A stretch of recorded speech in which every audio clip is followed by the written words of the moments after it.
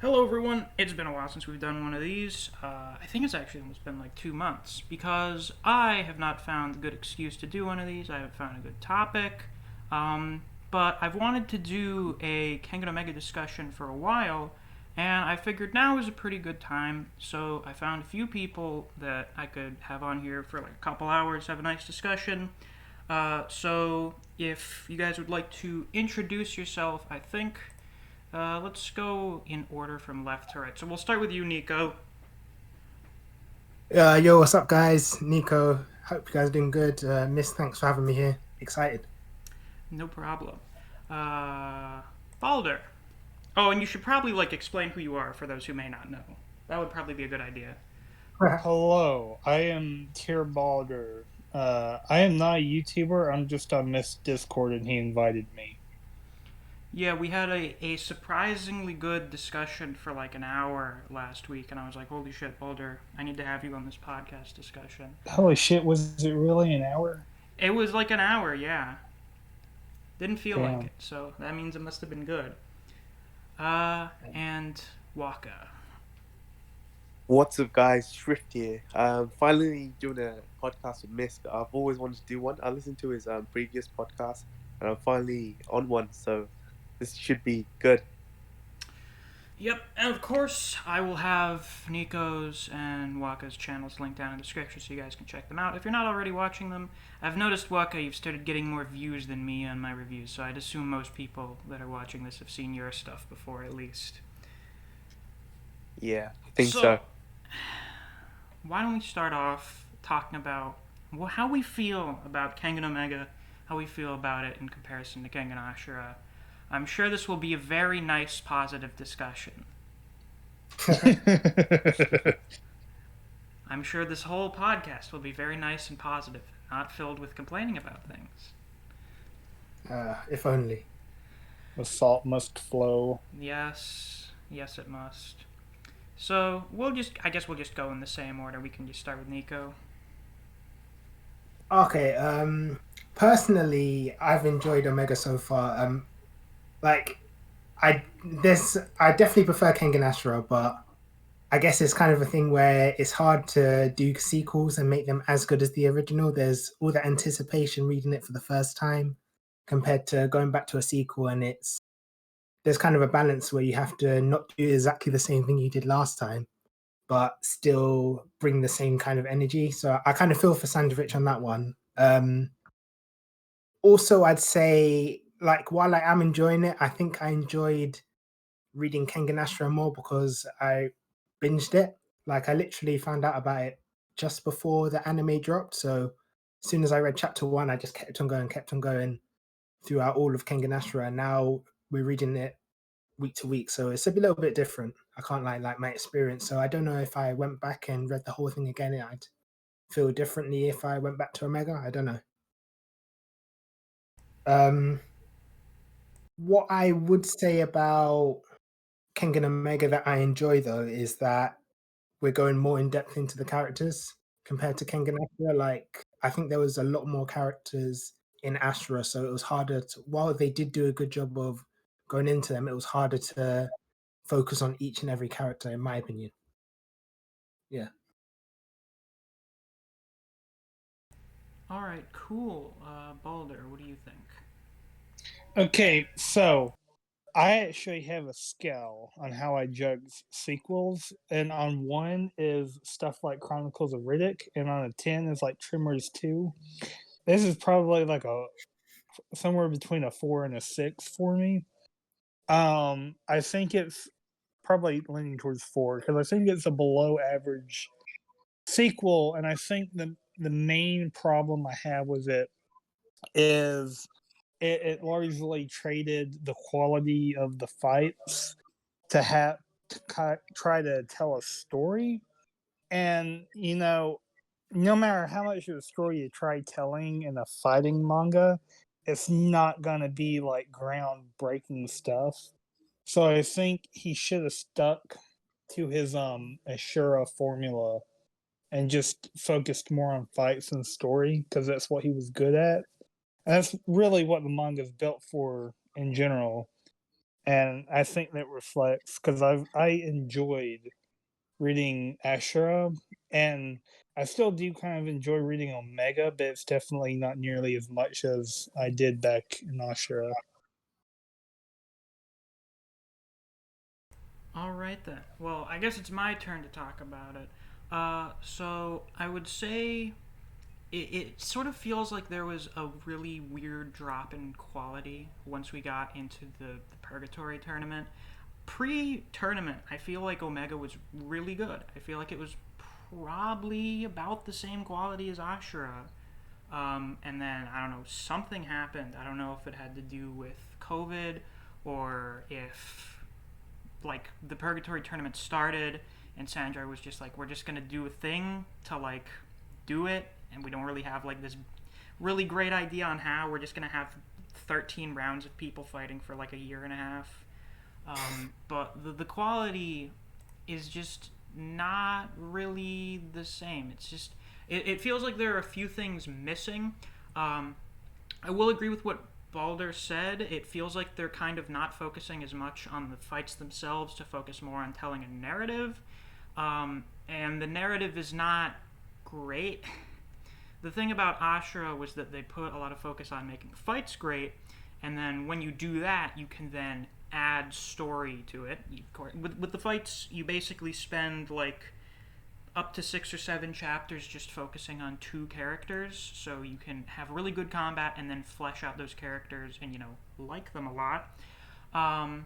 And that's just kind of where the story goes from there. With here, they're trying to do a story, and the fights and the characters are just sort of part of it. And the issue is that a lot of the characters are just not really as interesting or fleshed out as a lot of the ones in Ashura were. I feel like that may be because of the format of this tournament, where you've basically got a good guy team and a bad guy team, instead of just everyone fighting through this tournament bracket and everyone has their own reasons for being there. I think that's probably a major problem with it. I still think there are times where it's pretty good. We've obviously had some highlights for this tournament, most notably Rahito versus Falcon. I'd say that is probably around the same quality as some of the better fights in Ashura.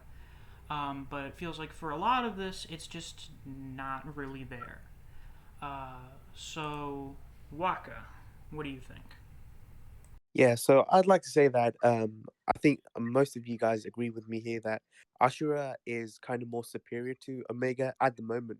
That is, Omega at the start was really good, and at the tournament, it does feel like it's kind of dropped a little bit in quality in some aspects. Like some of the fights, especially, say, for example, Misasa versus Yumigahama. I know a lot of people were disappointed with the ending with that fight, and even to an extent of Garyuki and Knight of Monkbat, a lot of people were disappointed in how it ended. Um, so as you say, like there has been a sort of drop in quality, but I like the fact that Sandrovich has taken the route of expanding the Kengan verse. So things that we didn't know before, such as the different kind of Kore faction, as we got um, the Westward Wu faction and the Chinese Wu faction. So that was kind of awesome to see that expanded. Um, and also some characters getting more screen time, well, manga time. Like we're getting to know more about Agido. We're getting to know a little bit more about Ryan, and I think Omega expanding on characters a little more is exciting and like is more informative in my opinion. Omega. All right, very very nice. So, I feel like this is probably a good transition. This was probably the perfect topic to have right after our thoughts and feelings on Omega, is to talk about what we do and don't like in this tournament. So I figure we'll just do a like the same order, and then we'll probably do like some open discussion. I don't feel it'd be as interesting if we're all just taking turns with the talking stick here. Yeah. So, Niko, you have the floor. What do you not? Well, what do you and what do you not like so much about this tournament? I think the thing that I like about the tournament is also the thing that I dislike, if it makes sense later on when I describe it. Basically, I like that it's different. I like that there's not loads of rounds throughout the tournament. Like there's only one chance for each fighter to display everything they've got. It's just one round for each person, which I do kind of enjoy because it means like we're going to get everything in that one match. But that also means that if we don't really see much from certain fighters, like we'll probably talk about that later on, but some fighters they kind of seem like, or a lot of people have said that they seem like scrubs, and that's only because they don't really have the chance to fight again later on, which is a bit annoying.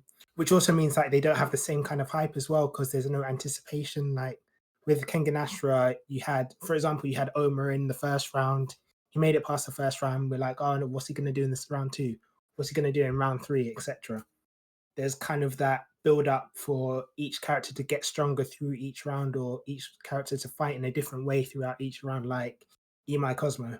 Um, the thing is as well, like you said, it does kind of seem like it's for the purgatory competition anyway. It seems like it's good guys versus bad guys, and it does kind of seem like the way they're writing this is that the Kengan guys have just gotten too strong. Like the Annihilation tournament was so impactful on them that they just trained like hell over these past few years to make sure that they can never lose again or something like that, or never lose again in that way. So I am wondering if that is kind of maybe the point. Like I guess like we'll find out later on.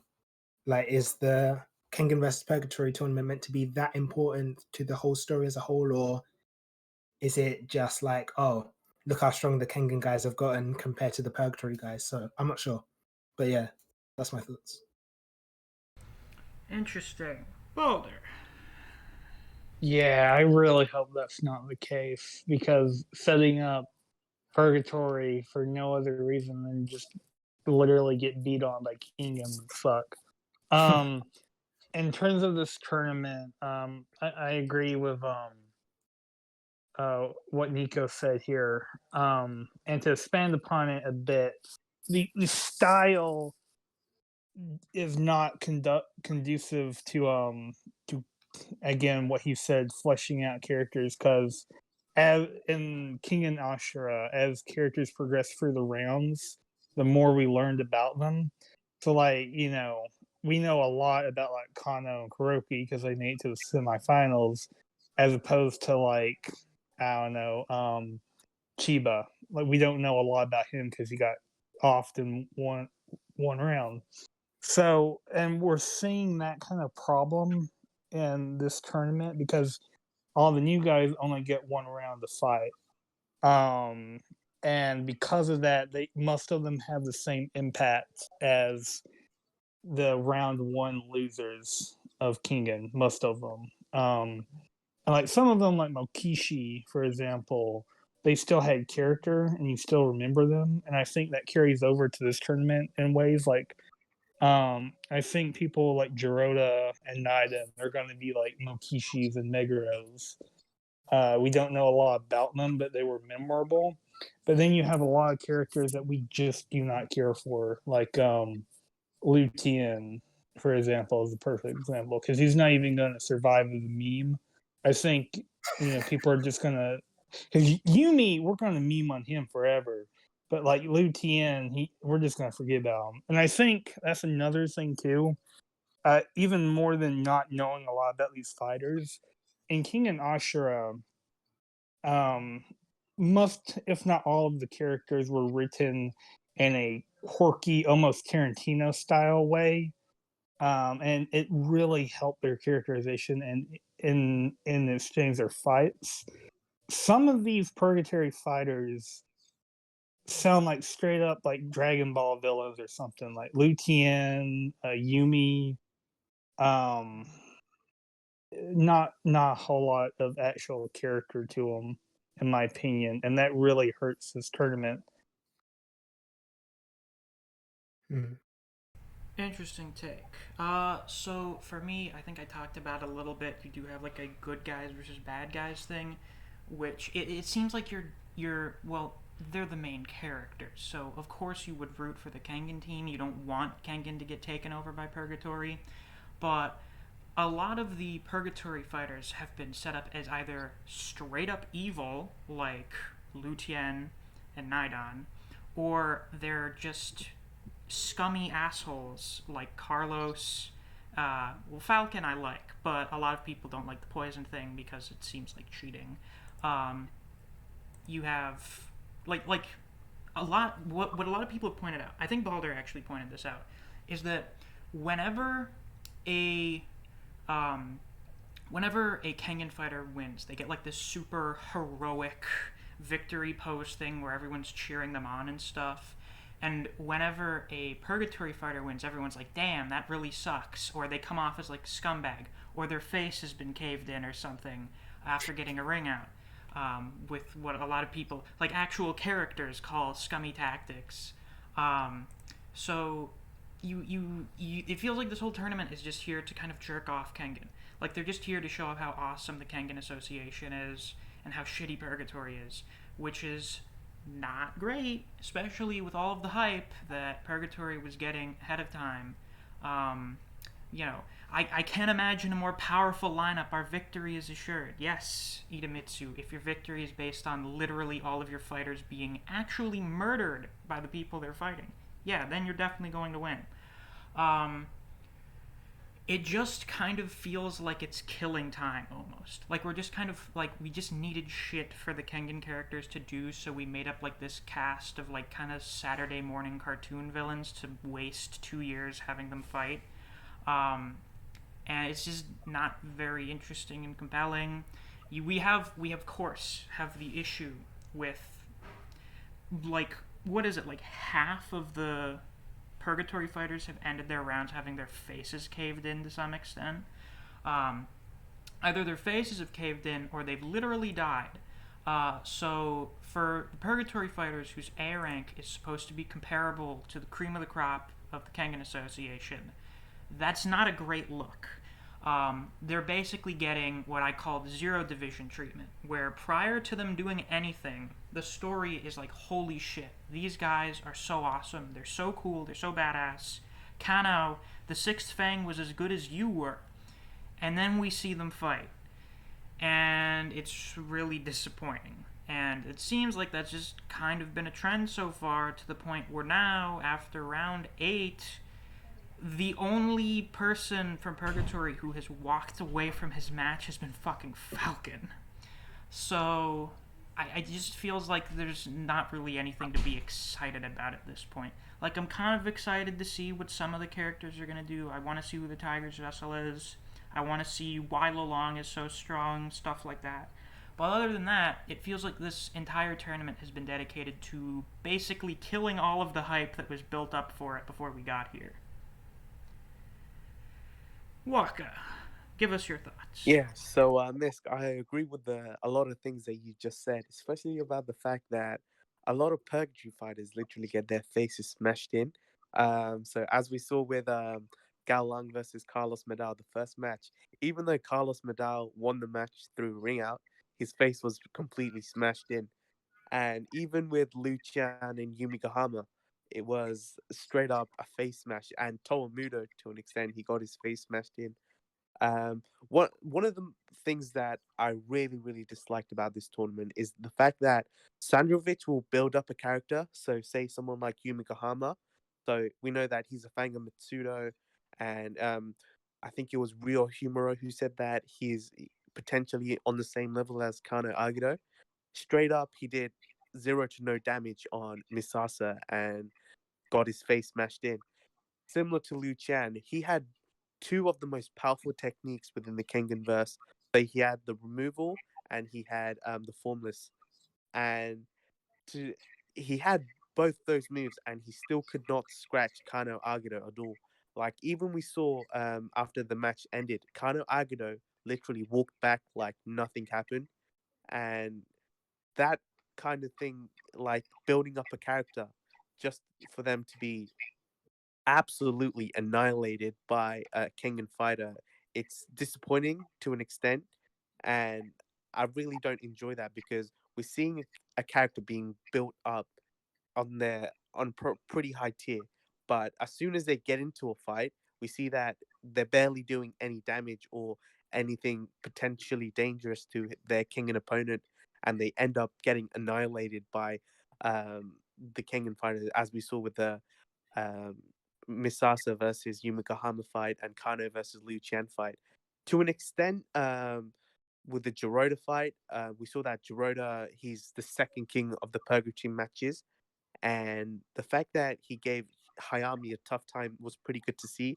Even though that he did end up losing, um, it was disappointing to see that potentially Purgatory's second king. So that, to me, it kind of implied that he could have been the second strongest, but as we saw that he probably wasn't. So building up characters to be hype, only for them to be annihilated, is probably one of my least favorite things in this tournament so far.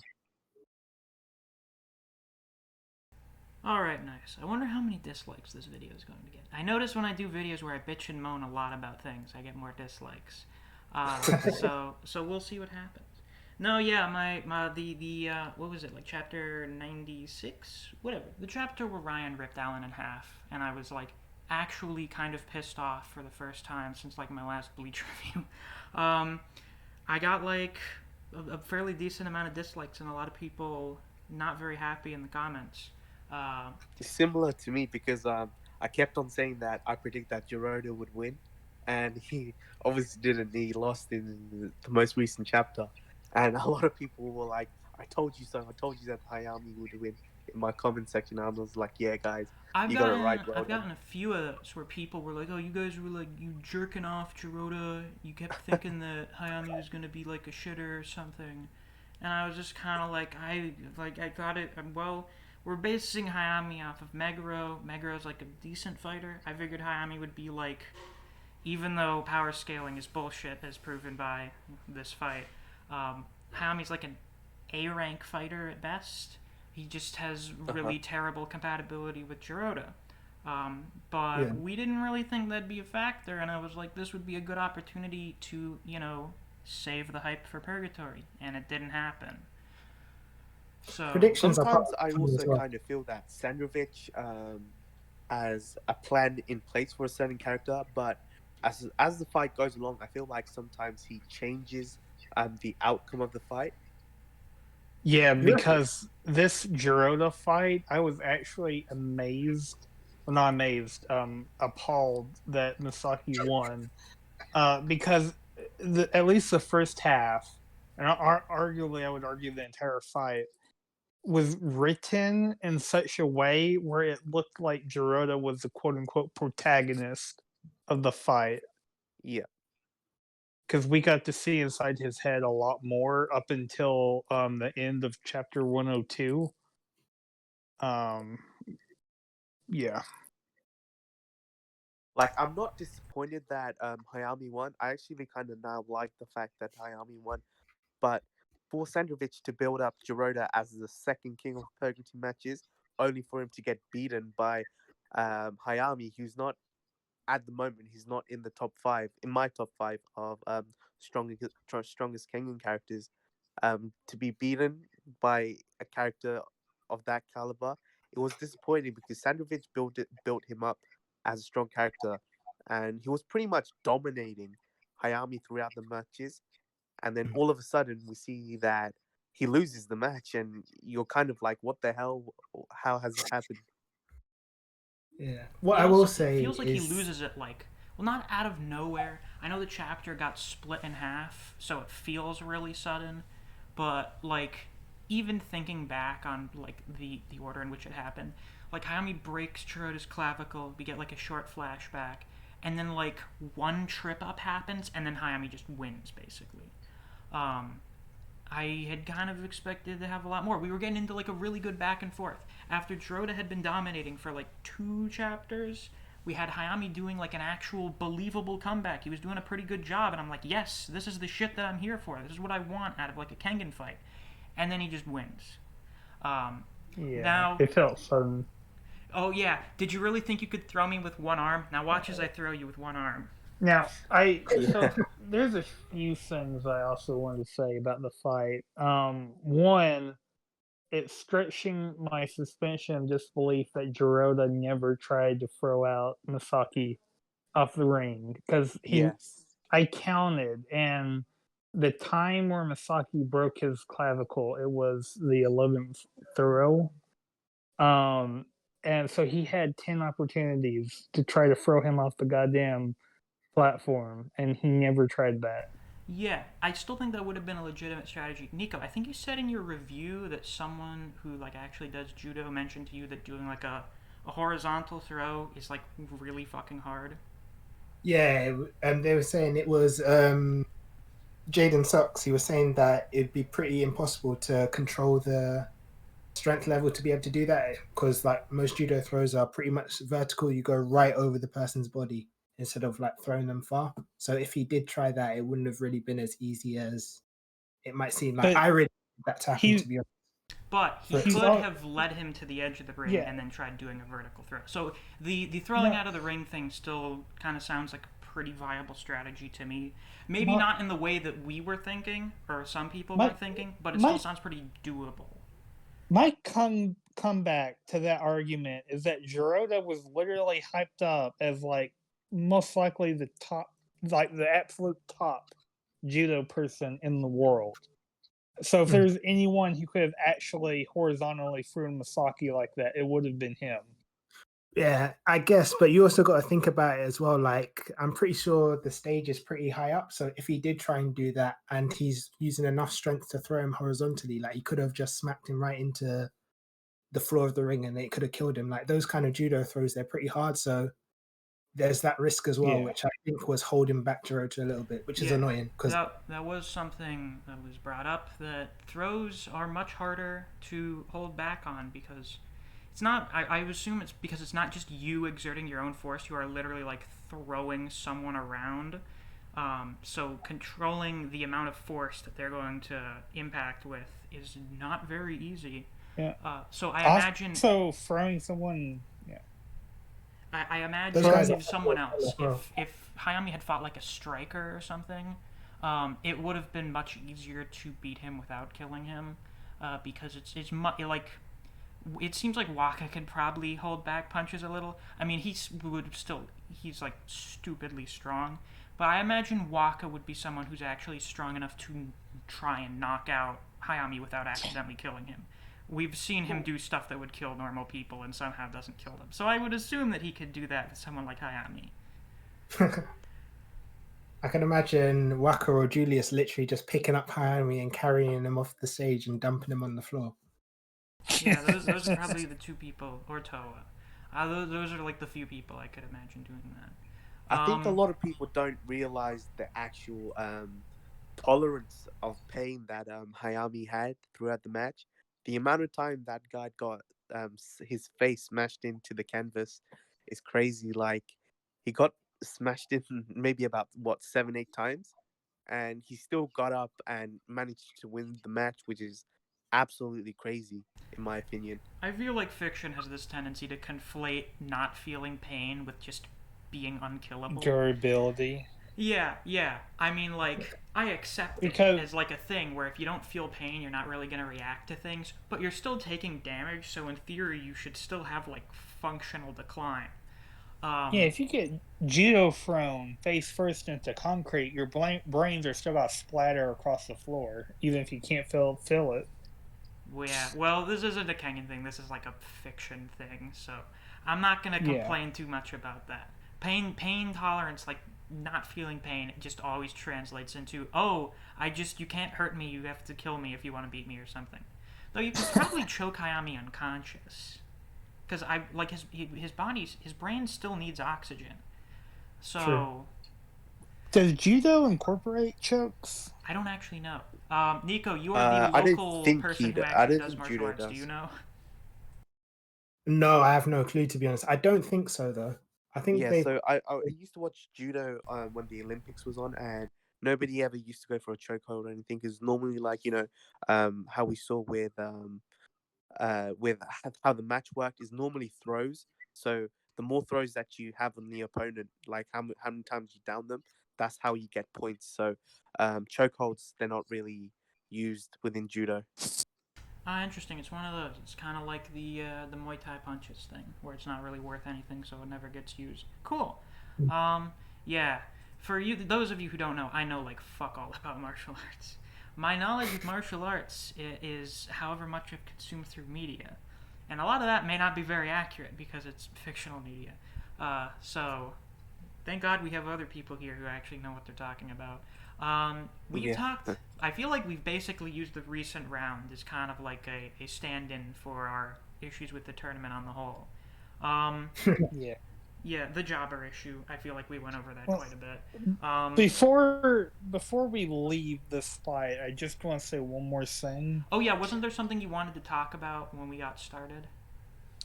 Turashi bit that Oh, I'll save that for later. I okay. just want to say I think, and this is going to be very controversial, but I think Jurota is not that great a fighter. I think at best he's A tier. Ooh. Because, and here's my reasoning for saying that. This match demonstrated that if, for whatever reason, his throw does not work, he doesn't really have a whole lot of answers. Like, he can do some other judo stuff, at least above average well, in that little spar with Hayami on the ground, but he always goes for the throw. And if that doesn't work, it's like he doesn't know how to deal with it. Because we know he doesn't strike, and it seems like he doesn't do anything outside of judo. And even in judo, he only does really throwing. So I think if a fighter somehow is not susceptible to that throw, they just almost auto win against Jurota. Like Waka would smash the floor with Jurota because if you go back to his fight against Oma tried weeping willowing him twice, did not work. And I think Waka, especially as he is now, it would be similar to that. Julius would smash the floor with him. Kuroki, Kano. Not sure about fighters like Galang, but there's actually a lot of Kengan fighters that would automatically win against Jurota.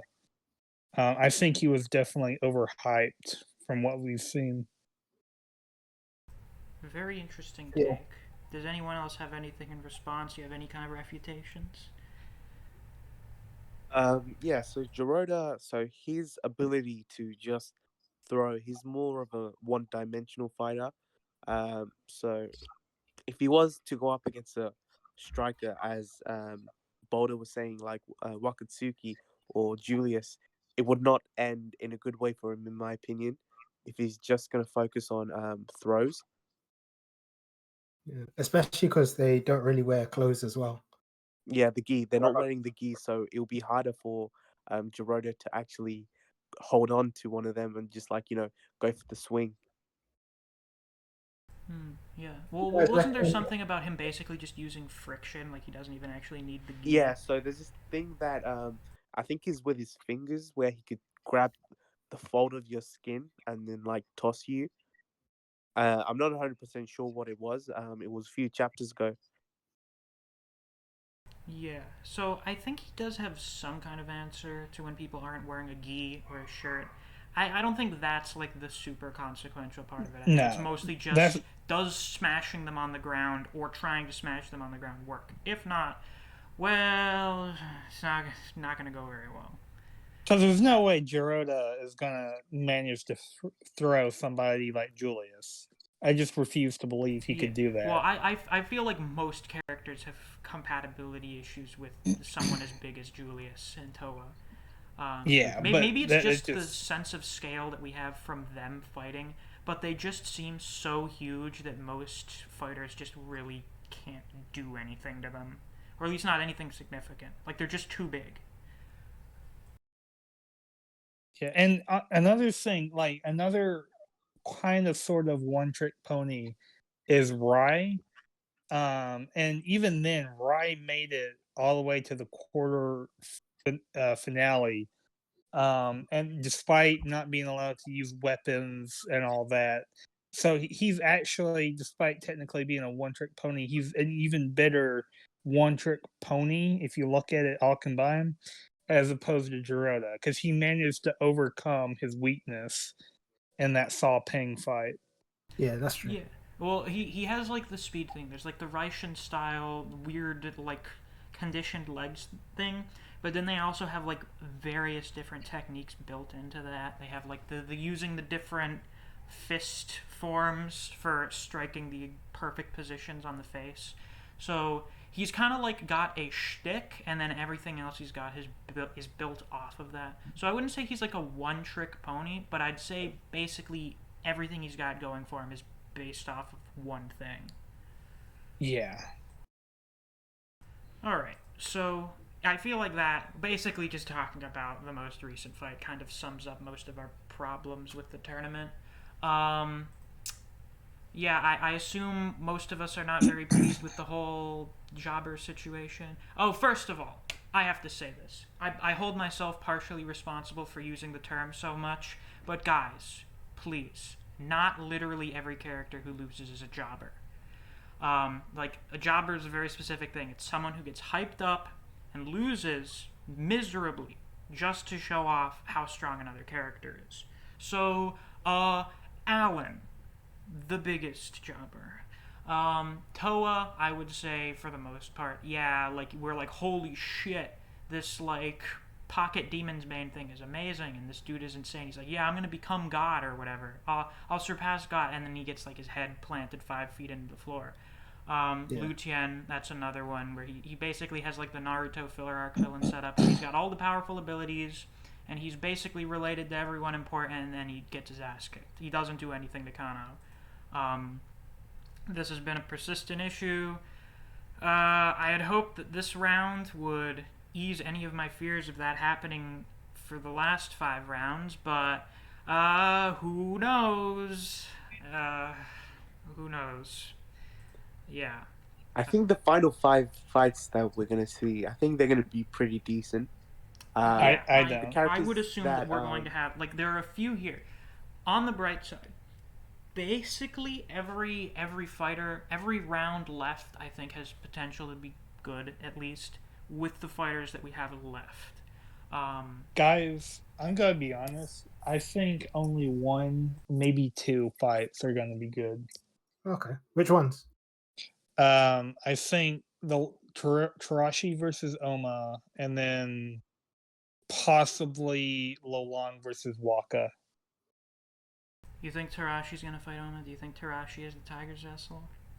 I do. Oh, I thought it was Labanner like a week ago. So now you've changed your mind. I've changed my mind, and I thought about it. Okay. I'll talk about in my Tarashi theory. Okay. I feel like I'm hoping like there are a few characters. It's weird how the characters that like didn't really get any hype ahead of time have had really good fights. I think it's because we weren't expecting them. Like Carlos and Jurota, like we were expecting them to do good because they were literally hyped up as Kuroki tier, and then they did not deliver on that. Nobody ever compared Falcon to Kuroki. Well, it's not just that. Well, yeah, no, it's weird because like even without the hype, it feels like the actual the content of the fight is just better, and I don't know what it is. Like Nidon versus Ryuki for the most part was really good, and there was like no build up to Nidon's fight. Like he just kind of walked up. He's like, "What's up? I'm a Mongolian wrestler. Let's fucking do this," and it was great for the most part. Falcon, you have like this weeb, this Naruto weeb larper fighting Rihito. They're like the 2 least impressive characters in the entire roster, and they have the best fight of the tournament. It's unreal. I think I know why that is. Why is it's something we've all been talking about. It's because there was no Kengan fat in either of those fights. Because like Julius, Kano, all their fight is just hype up them even more. This is how they've improved or got kick ass, shit like that. Rihito was not necessarily a fan favorite, I don't think. So it wasn't a case, and we know it. It wasn't a case where he had to win, had to show off. Like he was allowed to lose. And I think that's what made it great. It wasn't a fight written to hype up the Kengan character. Yeah, that's true. To be fair, I kind of think it should have been a fight to hype up Rihito, though. I think Considering, it like, kind of was No, a little. no, Because we were no. wondering like, how much stronger is he It gonna be. did hype him up, and it did show off. But it wasn't a. There's a difference between a fight that does that and a fight that is written specifically to do that. Yeah, I okay, agree. And Because we actually, were that's all another like, "What's he thing gonna too. do?" And we were like, "Holy shit!" The first half of the fight is just Rihito getting his ass kicked by Falcon, and we're all like, "What's he gonna do? How's he gotten better?" And he hasn't really gotten like super better. Well, he's gotten a lot better, but he's not like an amazing fighter now. He's just kind of got like good fighting instinct now. He has a better understanding of how to fight people. He's solidly B tier. Yeah, like he's all right now. He used to be garbage, but but it was now good. he's B tier.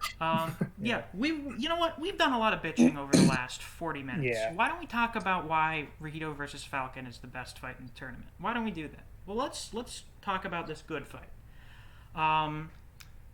Let's start with Niko. Niko, why do we like this fight? I like this fight because there was a lot of history almost with it in terms of Rihito anyway. Like, came into the Annihilation tournament, lost to Kuroki. Like, it wasn't a big shock because, like, I know a lot of people didn't expect Kuroki to be as great as he was when we first saw him, but after we saw his skills, obviously Rihito's not that strong. Wasn't a great shot that he lost, but there we go. Then you see them building up a relationship. He goes to train with Kuroki for however many years. I think is it 2 years or 3 years now? 2 Is years. it I years think it's still since only Omega 2 started? years. Say again? I think it's still only 2 years. I think didn't Omega start like a year and a half after Ashura? It's exactly 2 years after Ashura, I think. At the Okay. start of Omega, in which case now it's been like 2.5 years, I think. Yeah. So yeah, he was training for like 2.5 years. Comes back and you're like, there's all these theories about whether he'll know the Devil Lance or whether he'll know Foresight or whatever. So when he stepped into the ring, like me personally, I was so hyped to see him fight. I was so hyped to see what was going to happen. I loved, like, as much as I didn't like Falcon's character, I did like the way he fought. I liked the way he created the ninjutsu technically. It was just an interesting way of developing his skills, like, and using that to turn it into something interesting. I didn't like the way he won the fight, but that's another story. But yeah, I like the way that he used he used what worked for him to catch Rihito unawares. And I liked how they specifically, because you don't really usually see it in all these fights, but they specifically made a choice to speak about the differences in Rihito's frame and Falcon's frame, the differences between the power that their attacks are exhibiting, with Falcon's scratches not doing that great amount of damage, but then Rihito's one Razor's Edge did like critical damage or whatever. Yeah, I thought it was quite well written. And honestly, even if I didn't like the ending, I did like the fight as a whole. Yeah, that's it. Yeah, I generally agree with a lot of that. Baldur, I assume this is also your favorite fight, yeah? I would say so. It still pales in comparison to some of the Ashura fights, but as far as this tournament goes, yeah, by far. First off, it didn't disappoint me. Like there's a little hype up for Rihito, but there was no like hype up and then disappointment, which is something I like. One thing I really like though, and specifically about Falcon, is that he encapsulates what I expected from the Purgatory fighters. Because like I see his like flashy ninja gimmicks, I'm like, okay, this is exactly the kind of fighter that would fight in a thing like Purgatory. He's not fighting in Kengan; he'd get owned most of the time. But for a flashy entertainment style fighting arena like Purgatory, he's the perfect kind of fighter, and I really like that about him. Another thing about the poison, because that's an elephant in the room. I, for one, also don't like the poison, but I also don't like shit like Julius, and his steroids and shit like that. So even though I don't like it, it would be hypocritical to bitch about Falcon and his poison as opposed to, Julius and his steroids, the doctor and his literal weapons out of his bones and stuff like that. That's pretty much all I gotta say.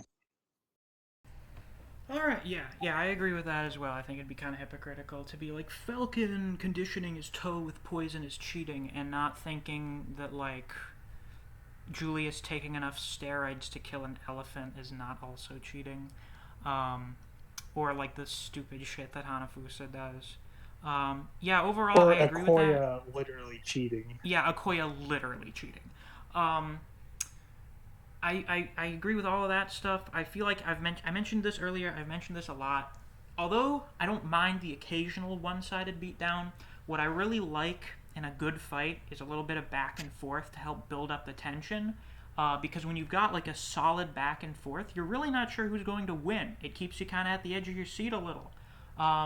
Which I feel like is one of the few better parts about reading this week to week. You still get it when you binge it, but with the week to week experience, like when each chapter happens, you're like, oh shit, what's gonna happen next? You don't really get that experience with like these beatdown fights, where you're just like, oh yeah, they're gonna win, like they're gonna win.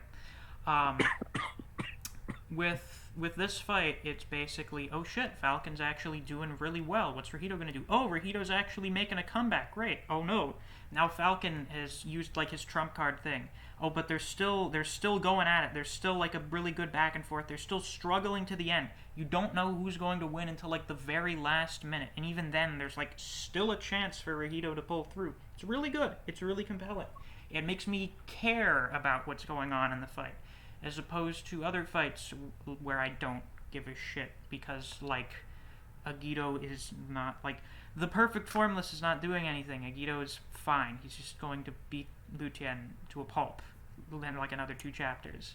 That problem's not here. It's just what I want from a good fight. I like Falcon.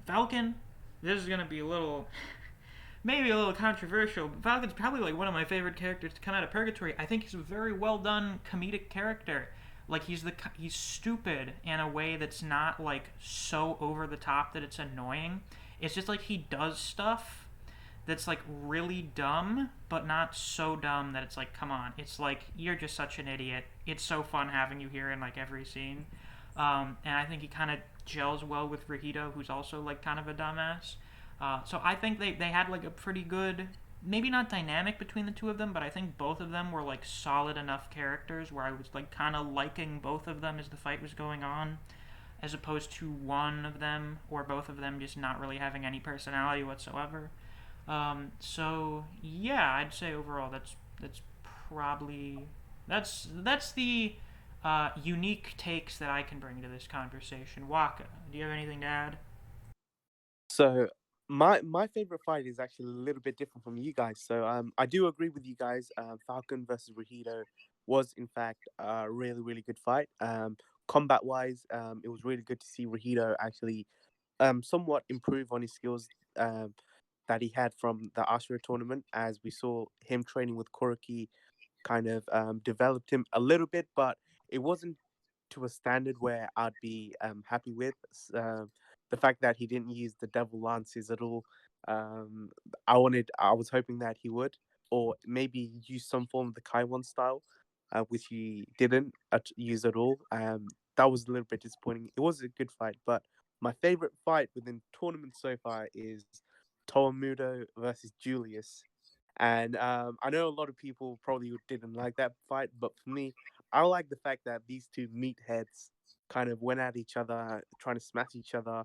And Julius, especially getting the win, was pretty good to see, as Julius is one of the top fighters within Kengan, in my opinion. And the fact that he got the win over Toa was pretty good. And another reason why I wanted to see Toa lose is that I'm from New Zealand. I was born in New Zealand, and I've been around a lot of Polynesian people. And a lot of Polynesian people are normally very humble and very happy people. And it felt like that Toa, the way that Sandovich wrote him, he was really cocky, and he didn't play up to how a lot of Polynesian people are. and for him to get knocked out, pretty much get his face smashed in by Julius, was something good to see, in my opinion. And the fact that Julius now has his own blast ball sort of technique with the muscle control, uh, it's it's pretty much a one-hit KO if he goes up against a lot of Kengan fighters, in my opinion. So that's the reason why I like the Toa versus Julius fight the most out of every single fight that we've seen so far. Interesting. Of course, definitely not a technique. Definitely, Yeah, definitely not a technique. The So- hypocrisy of Julius there. Yeah. He is not the most self-aware character in the world. So there was actually like a level of personal connection and satisfaction you got out of that fight. I didn't know Yeah. that. That's interesting, actually. That's pretty neat. So, let's see. Okay, so we kind of talked about what our favorite fights were, so we're kind of moving into this a little. So we just talked about our favorites. So either we now talk about our least favorite fight, or we just try and rank the fights from like worst to best, depending on how much time we want to spend on this. I don't know. What do you guys want to do? I'm good to do the ranking. Alrighty. So let's start off the worst fight in the tournament. It's Maybe Alan it's- versus Ryan. It's not even a fight. What's that? Oh yeah, Alan Moon versus Ryan. Yeah, I was getting ready to say something else, but then I remembered that fight. And I'm like, Yeah, okay. you had to remember it. I had to bring it up for you to recall that it happened. Yeah. I'm not disagreeing with that. Yeah. I think Yumi versus Misasa is seventh. Yeah, well, let's start off with talking about Alan versus Ryan a little. Okay. Is this all based on expectations for what our epic Wu versus Kure show-off would be? Yeah, probably, but, like... Absolutely. Even regardless of that, like, what a fucking underwhelming expecting fight. another removal beatdown, like Oma versus Ryan. Literally everyone, I don't give a shit if you disagree. Basically, everyone was like, Oma versus Ryan is one of the best fights in Kengan Ashura. Can we please get another one? No, you can't get another one. You just have to have Alan jobbing after 2 chapters. And then Ryan going off to fight Eddie. Guys, there were people telling me in the comments, don't worry, Misk, the main event is actually Ryan versus N-Word. Where is it? Where is Ryan versus Eddie? Where is it? I actually predicted that it would be off screen. I've said if this happens off screen, that's going to be like one of the most atrocious things to happen. I said it at the same time, but if it happens where we pan back and Edward is like either standing over or like neck holding Ryan, like an unconscious Ryan, my God, I'm a fucking prophet. Yeah. Someone actually put a really interesting comment the other day on one of my videos. I forgot what it was, but he predicted that the Edward versus Ryan fight will happen in the background, and then we're gonna see like Omar enter the ring, and then we're gonna see that Ryan's head is just gonna come flying in onto the stage, and he's predicting that Edward Wu will absolutely kill Ryan and rip his head off and throw it into the stage. And if that does happen, imagine how epic that would actually be. The Ryan fanboys would cry. And I would love it so we're just much. reaching edginess levels that I can't even cope with here. It would be a fatal death, though. Listen, some of you guys you're getting a little too excited here. I know, We're but not, like seriously, not you guys. I an mean, edgy- people thinking that Ryan's gonna be fucking decapitated and have his head thrown into the ring. You guys are getting a little out there. Watch that happen, and me look like a fucking idiot in like a month. I think I've already predicted it. He's going to be unconscious, but I don't think he's going to get killed. He's too popular. Yeah, we haven't seen Techniques Ryan actually have a fight against someone. So, yeah. Yeah, we concur. This is the shittiest fight, air quotes, of the tournament. Number 7. Baldur says it's Misasa versus Yumi. Does anyone have any others?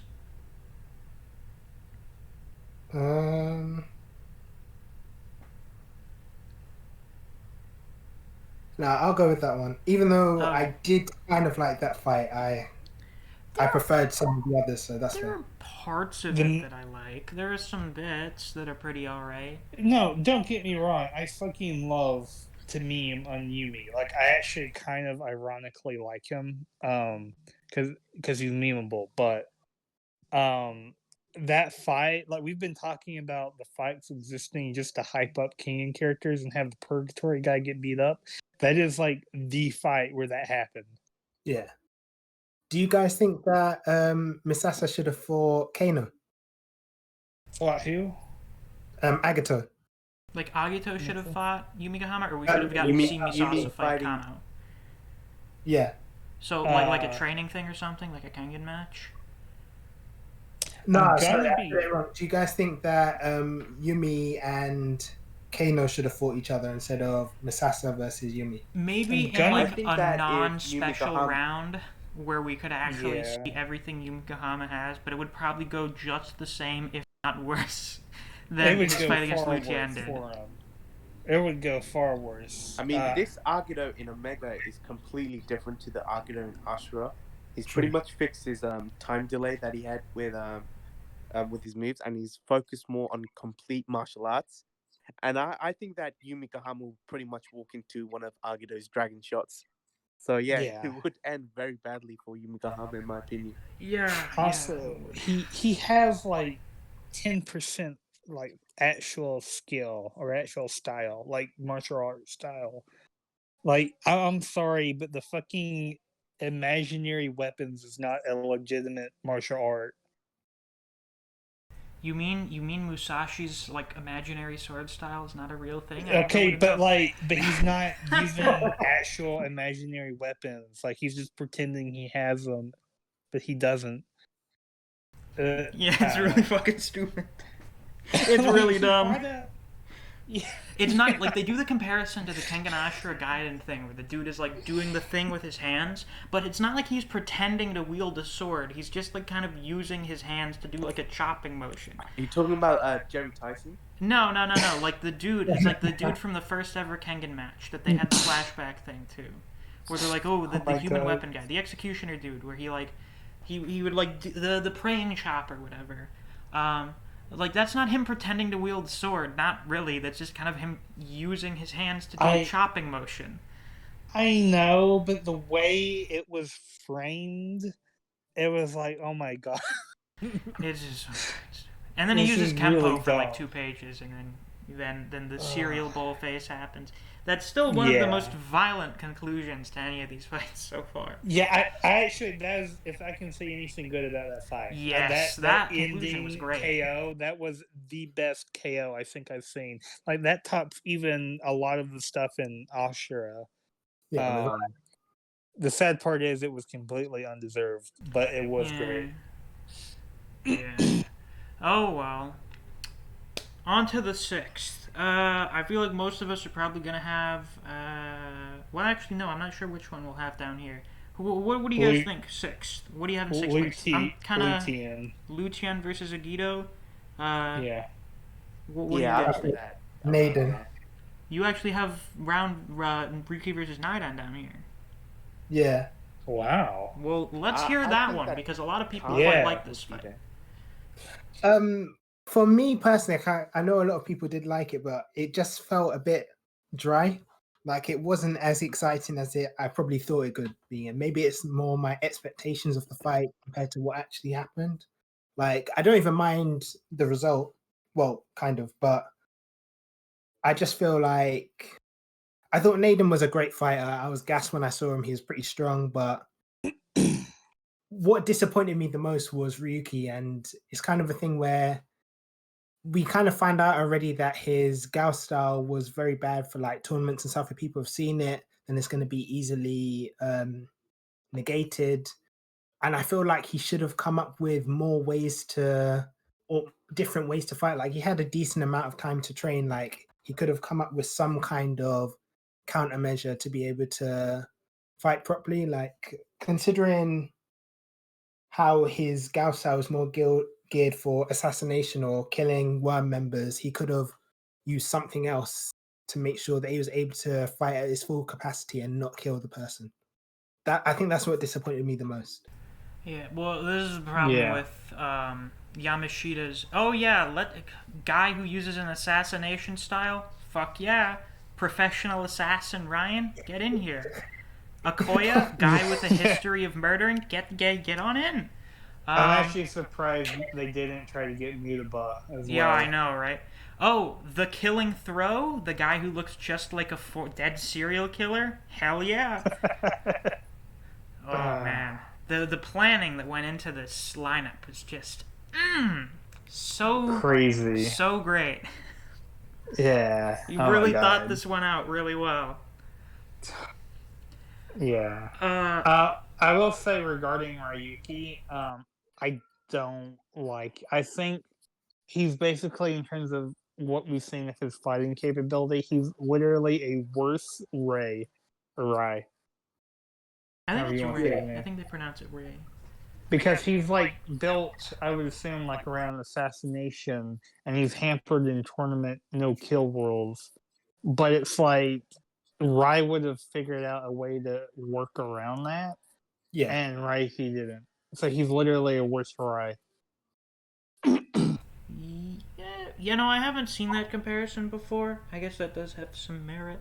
Anyone else? Do the rest of us? I don't know if I have the Liu Tian fight down here.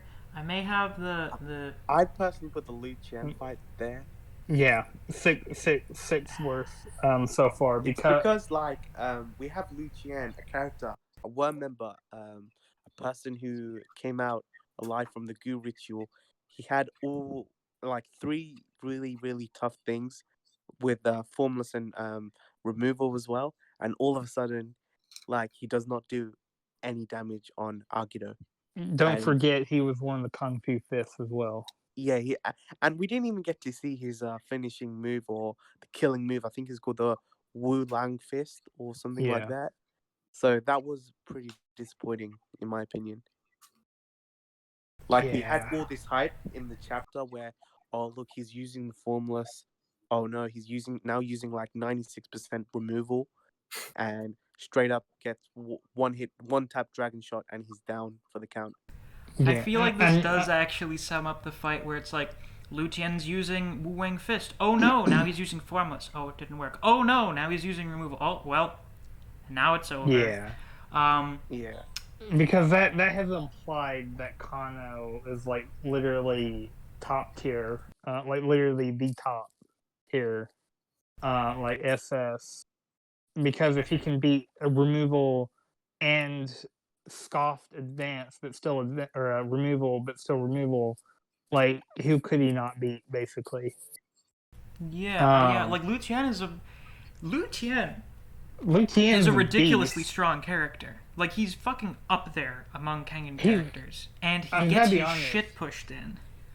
He does nothing to Kano, and then gets his jaw broken. The one thing on paper, he'll probably be stronger than Lolong on paper. We'll see. Yeah, I mean, maybe on paper. We'll have to see what Lolong's up to, which we'll discuss at some point after this. Actually, maybe after this, I think. Where did I put it? Yeah, after this. But in the meantime, yeah, I guess you guys have kind of persuaded me. I kind of liked some of the choreography, but in hindsight, a lot of it is like, what the fuck is going on? The thing I hated most about the fight is that they had a character that could have been written super well, but they made him a cartoon villain. Yeah, Liu Tian, yeah. They could have done so much, like in terms of a hypothetical personality. So much potential within the wider story of Kengan. I mean, he's a person who's been through the Gu ritual and has even pretty much won the Gu ritual, and he even had different styles that we thought other characters couldn't have, especially with removal. He had removal. We only thought that Kure members had access to that. And the fact that his backstory was pretty good. He was trained by Tiger Niko. Like, he had all those things going for him. And then all of a sudden, he does literally no damage to Kano Agido and gets one-shotted by the Dragon Shot. It's all because of that page, that fucking page that will haunt me every time Oh, I go on a yeah. Kengan discussion board. I can never escape it. It's everywhere. Just another reason to hate the fight. Oh, Jesus.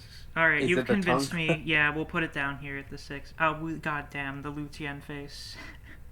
The Yeah, fucking it's face. almost like even worse than Misasa, but Misasa's still worse. That fight.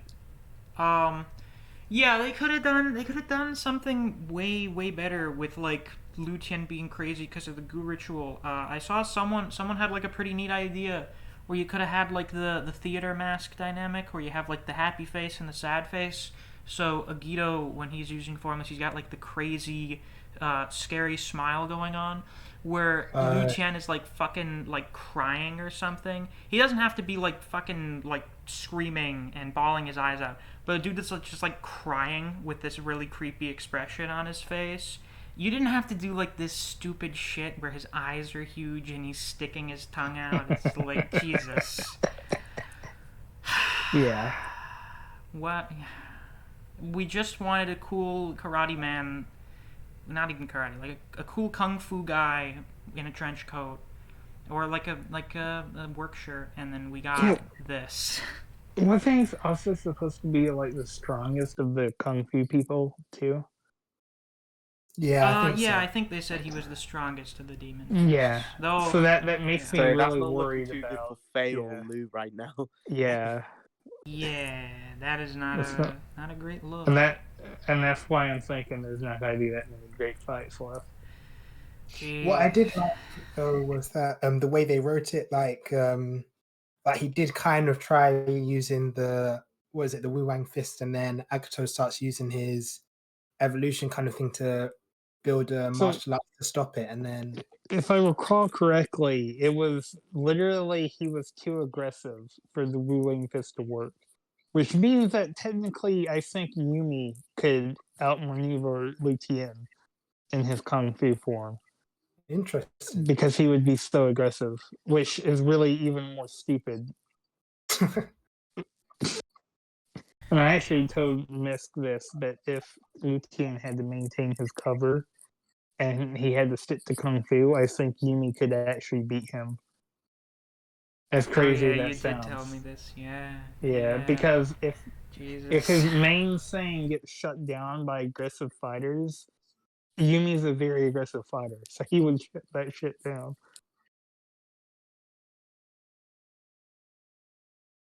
I'm kind of curious about how the Purgatory Fighters are ranked among in the high class. Like, who's the best of the, and then as it goes down, second, third, fourth, fifth, sixth. Well, it seems like in terms of actual rank, not necessarily strength, Lolong is the best. Then Jurota was second.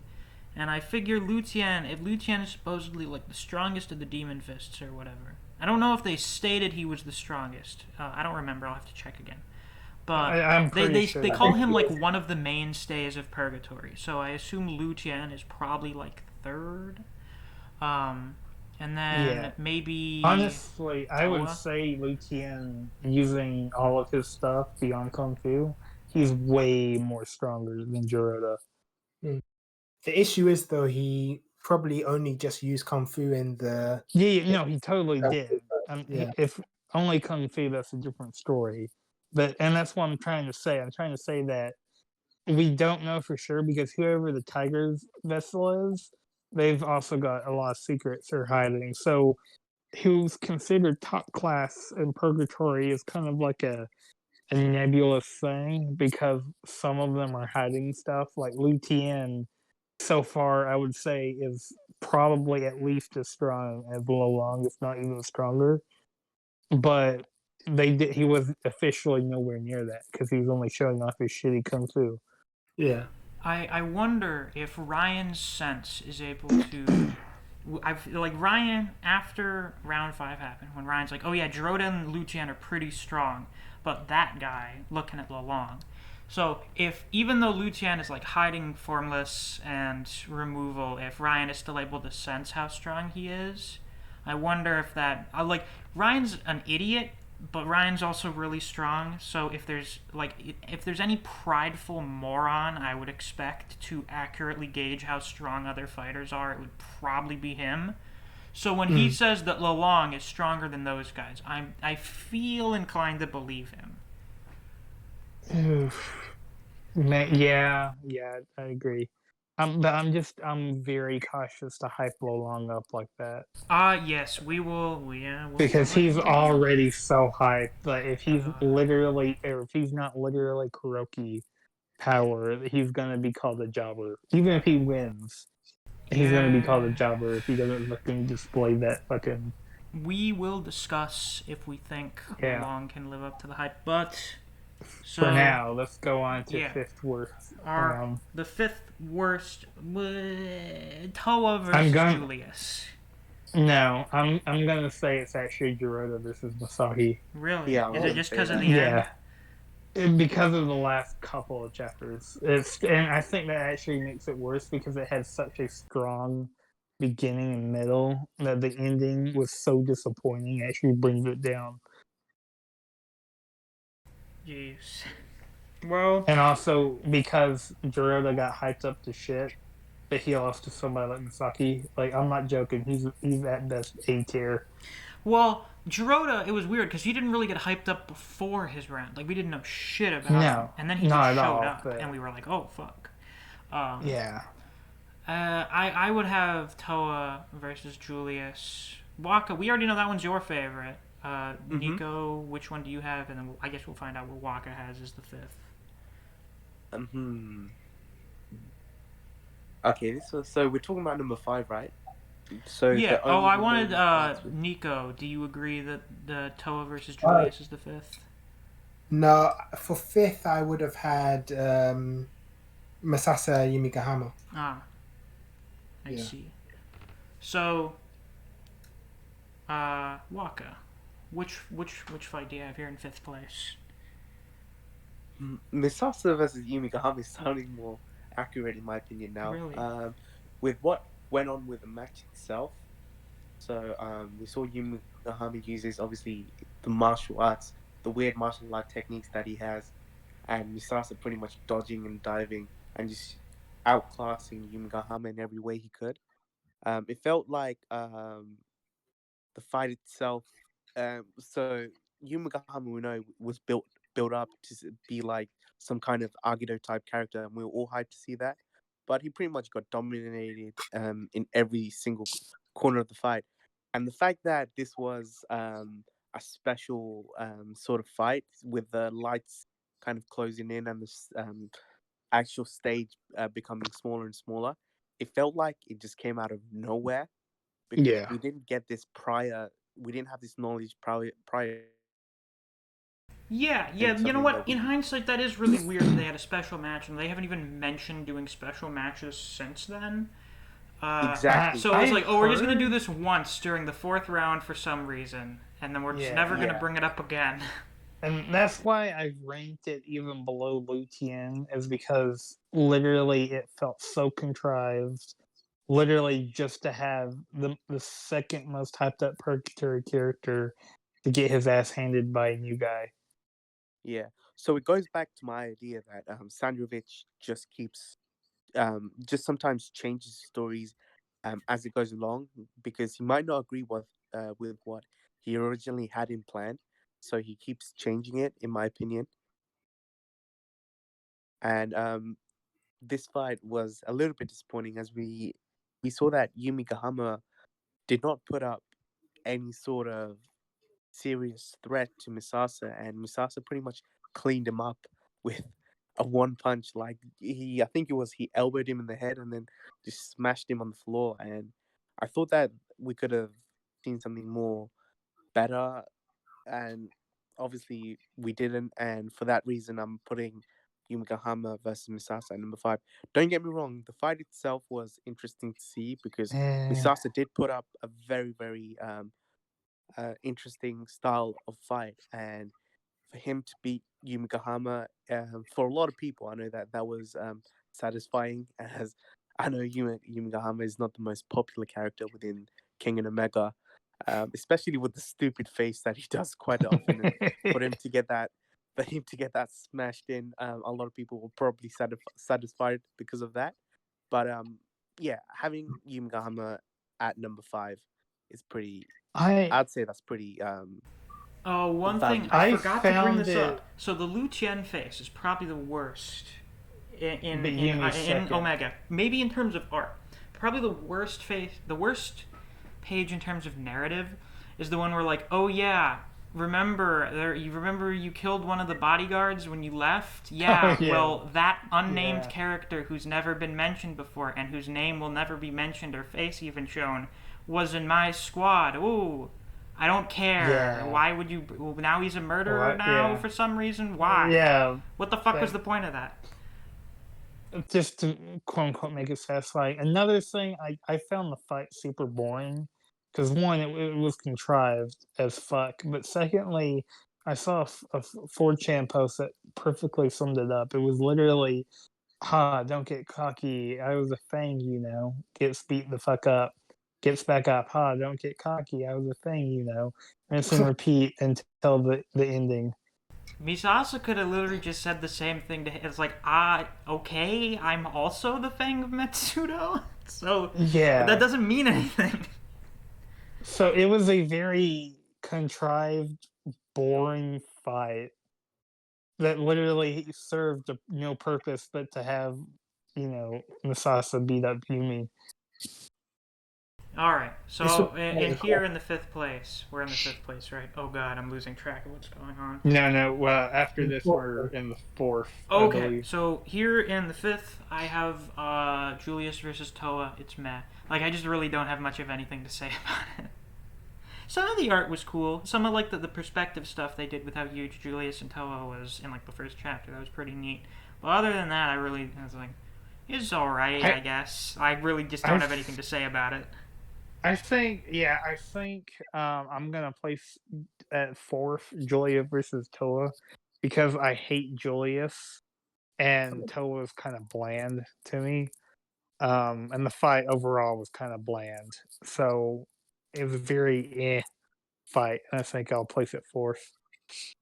Alrighty. Well then, in 4th, I'm going to place Carlos versus Gao Lang. It has some pretty decent choreography. I think it's like a pretty alright fight. Carlos's character profile is the most disappointing thing I've ever read in my life.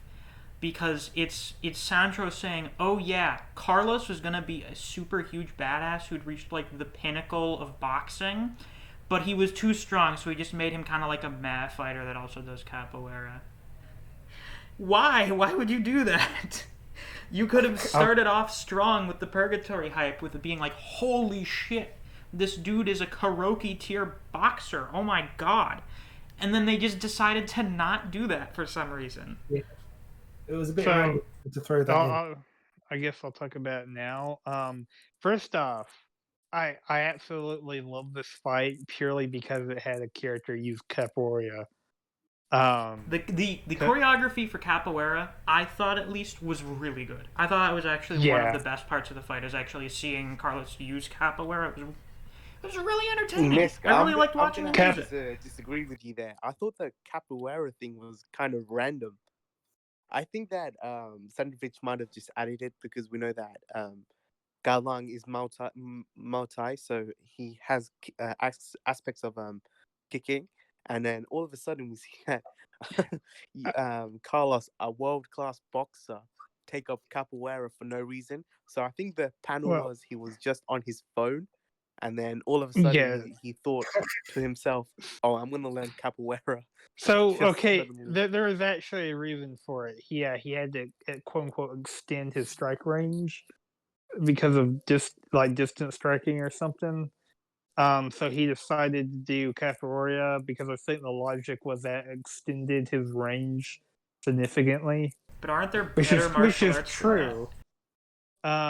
Well, the thing I don't know necessarily about range, but I would assume that you can, especially when you're standing on your hands like that, you could probably extend your body even further than you otherwise could. So you would get range in that regard. It's have to do with your feet instead of your fists. But I do think there was other stuff too, because not all of Capoeira is literally being on your hands. There's just a lot of kicks, and I think more of that should have been shown.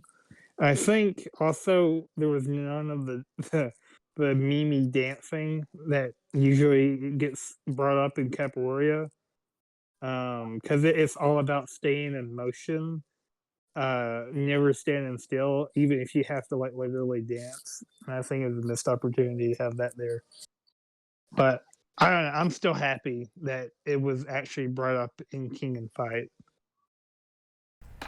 Yeah, it was pretty neat. I don't mind. Some people really dislike Carlos's monologue in like the last chapter of the fight about like how he's like the boxer in underground martial arts, and Gao Lang is like kind of coming there and taking the spotlight away from him. I don't mind that. I think that's kind of like a neat thing where if someone's like kind of made a name for themselves somewhere, and then this dude who's already got his own thing going on just shows up and one ups you, you'd probably be kind of pissed about it too. I But I actually saw there were some love people that didn't like Carlos. that. They thought it like messed up his character or something. I don't have an issue with it. I actually love Carlos. Carlos is probably him and Falcon are the two purgatory fighters that have fought so far that I've actually liked. Interesting. So, Well, not Naiden too, yeah, I but like Nidon. And I like Jurota. I like him. Um, yeah, well, we'll always have our differences of opinion. yeah. So yeah, I have that one as the fourth. Niko, Waka, what do you guys have as the fourth? In fourth, I had. Okay, in fourth, that's where I put Lutien Kano. Okay. Was there Yeah, a for the reason you particularly liked it more than we did? um, it was more for on the side of I liked seeing Agato's development, and like it wasn't just like oh he went and learned this completely new move. It was more like spiritual growth that he was able to join the two sides of himself together to create like one better side that's more fluid and more able to wreak destruction upon people. Like, yeah, that's what I liked about it. Like, I do get what you guys are saying about Lucian, definitely, and that's part of the stuff I disliked, but I thought the Agato stuff shone through more. Something I'd really wanted out of that fight, because Agito, I think he's probably one of my favorite characters. I just find him very interesting, especially with the development that has gone on for him off screen. And I was like, oh boy, Agito's fights come up. I hope we get to see, what's been going on for him over the last 2 years. Has he become more of a normal person? I'd be interested in seeing that. And we don't really see any of it.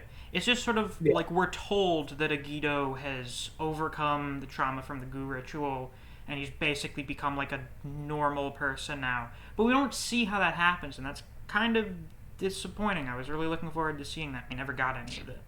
Yeah, yeah, so if Lutien actually had like an actual good personality, I wouldn't have mind like actually like 20 chapters devoted to that fight and their backstories and shit. I really would not have minded that. yeah, that's fair. Because yeah, that one was lacking. It's kind of similar to the Misasa Yumigahama fight. That there was some backstory, but there wasn't much. There was like what one page for Misasa and Retsudo talking to each other, and then they have like a couple of pages for Yumigahama. Even less for Agato. Like that's one of the two. That's two of the matches where I wish there was a little bit more. What a shame. Waka, what do you have in the fourth place? I'm going to put Carlos versus Galang at All number right. 4, and it's similar reasons for you guys on why you have him fourth as well. All right, cool. Moving up to the third place. I have Ryuki versus Nidon up there. I think for the most part, overall, the fight's pretty good. Basically, kind of just has all of the stuff that I really like in a good Kengan fight. My only real issues came about with Nidon turning into a suicidal crazy person. Like his Yeah, personality was kind of interesting, but then he just started talking like a complete maniac, and I was just like, "What's going on here?" And the conflict with Ryuki like his internal conflict, it was written really weird. Um, like there's something about it just felt like really awkward and off. Where I don't know, like there was something weird about it where he's like, oh no, I can't kill you guys because Koga told me not to. I'm like, you're also not allowed to kill or you would lose the round. That should probably be like the primary reason you shouldn't try to kill Naidan. Yeah. But then, like, he has, like, this whole big emotional trauma thing going on with just Naidan asking him, like, very basic questions. I don't know. That felt weird, and the ending was kind of weak. But I think most of the fight was pretty good. I think it was a pretty good fight. We're in the good territory. I think with number 4, we're in, like, we're with the 4th place, we're getting into, like, fairly decent fights. Mediocre. Well, whatever. Well, you can feel however you want about it, Baldur. I'm a little more optimistic. Yeah, I am a little cynical, but the top 3 for me are like, at the very least, they have a lot of good moments. Personally, mine is it's kind of hard. I would say Galong versus Carlos is third. Mostly because of, again, Naiden versus Ryuki having a lot of cool moments. And also there's a Purgatory Fighter who was actually like very good for once. That's fair. Also I love that, well, there's that moment where he's like, maybe it's Grandpa who's wrong. And then Ryuki just does like a collective series of weird faces. Oh, right, the collective reaction faces. That's actually really good. They memed the shit out of that page. Yeah. And it wasn't in like a dumb... It wasn't with like the Lu Tien page where it's like, God, this is so stupid. But with that one, you just had like really good meme potential where they were doing like a bunch of stupid shit with it. It was really funny. Yeah, Naiden versus Reiki had a lot of meme moments. That being one of them. But I also love the fact that he just casually like discusses like, maybe I should kill him, even though that would literally cause an auto lose. I do like, another thing I like about Naiden versus Reiki is, oh my god, Naiden's a worm and he's evil, but he also has a very human side to him, as evidenced by his friendship with Lou. Yeah. Yeah, that's one of the good things about this fight is that Naiden has like actual kind of character depth going on for him, where he's like the crazy worm dude, but he's also like actually friends with Liu for real. Like that's not part of the cover. He actually has like a genuine friendship with Liu. Yeah, and that's why I love Naiden and hate Lu Tien. Yeah, that actually kind of gives me some hype for when Liu goes up, because he's gonna have like that whole thing, you know, casting a shadow over him.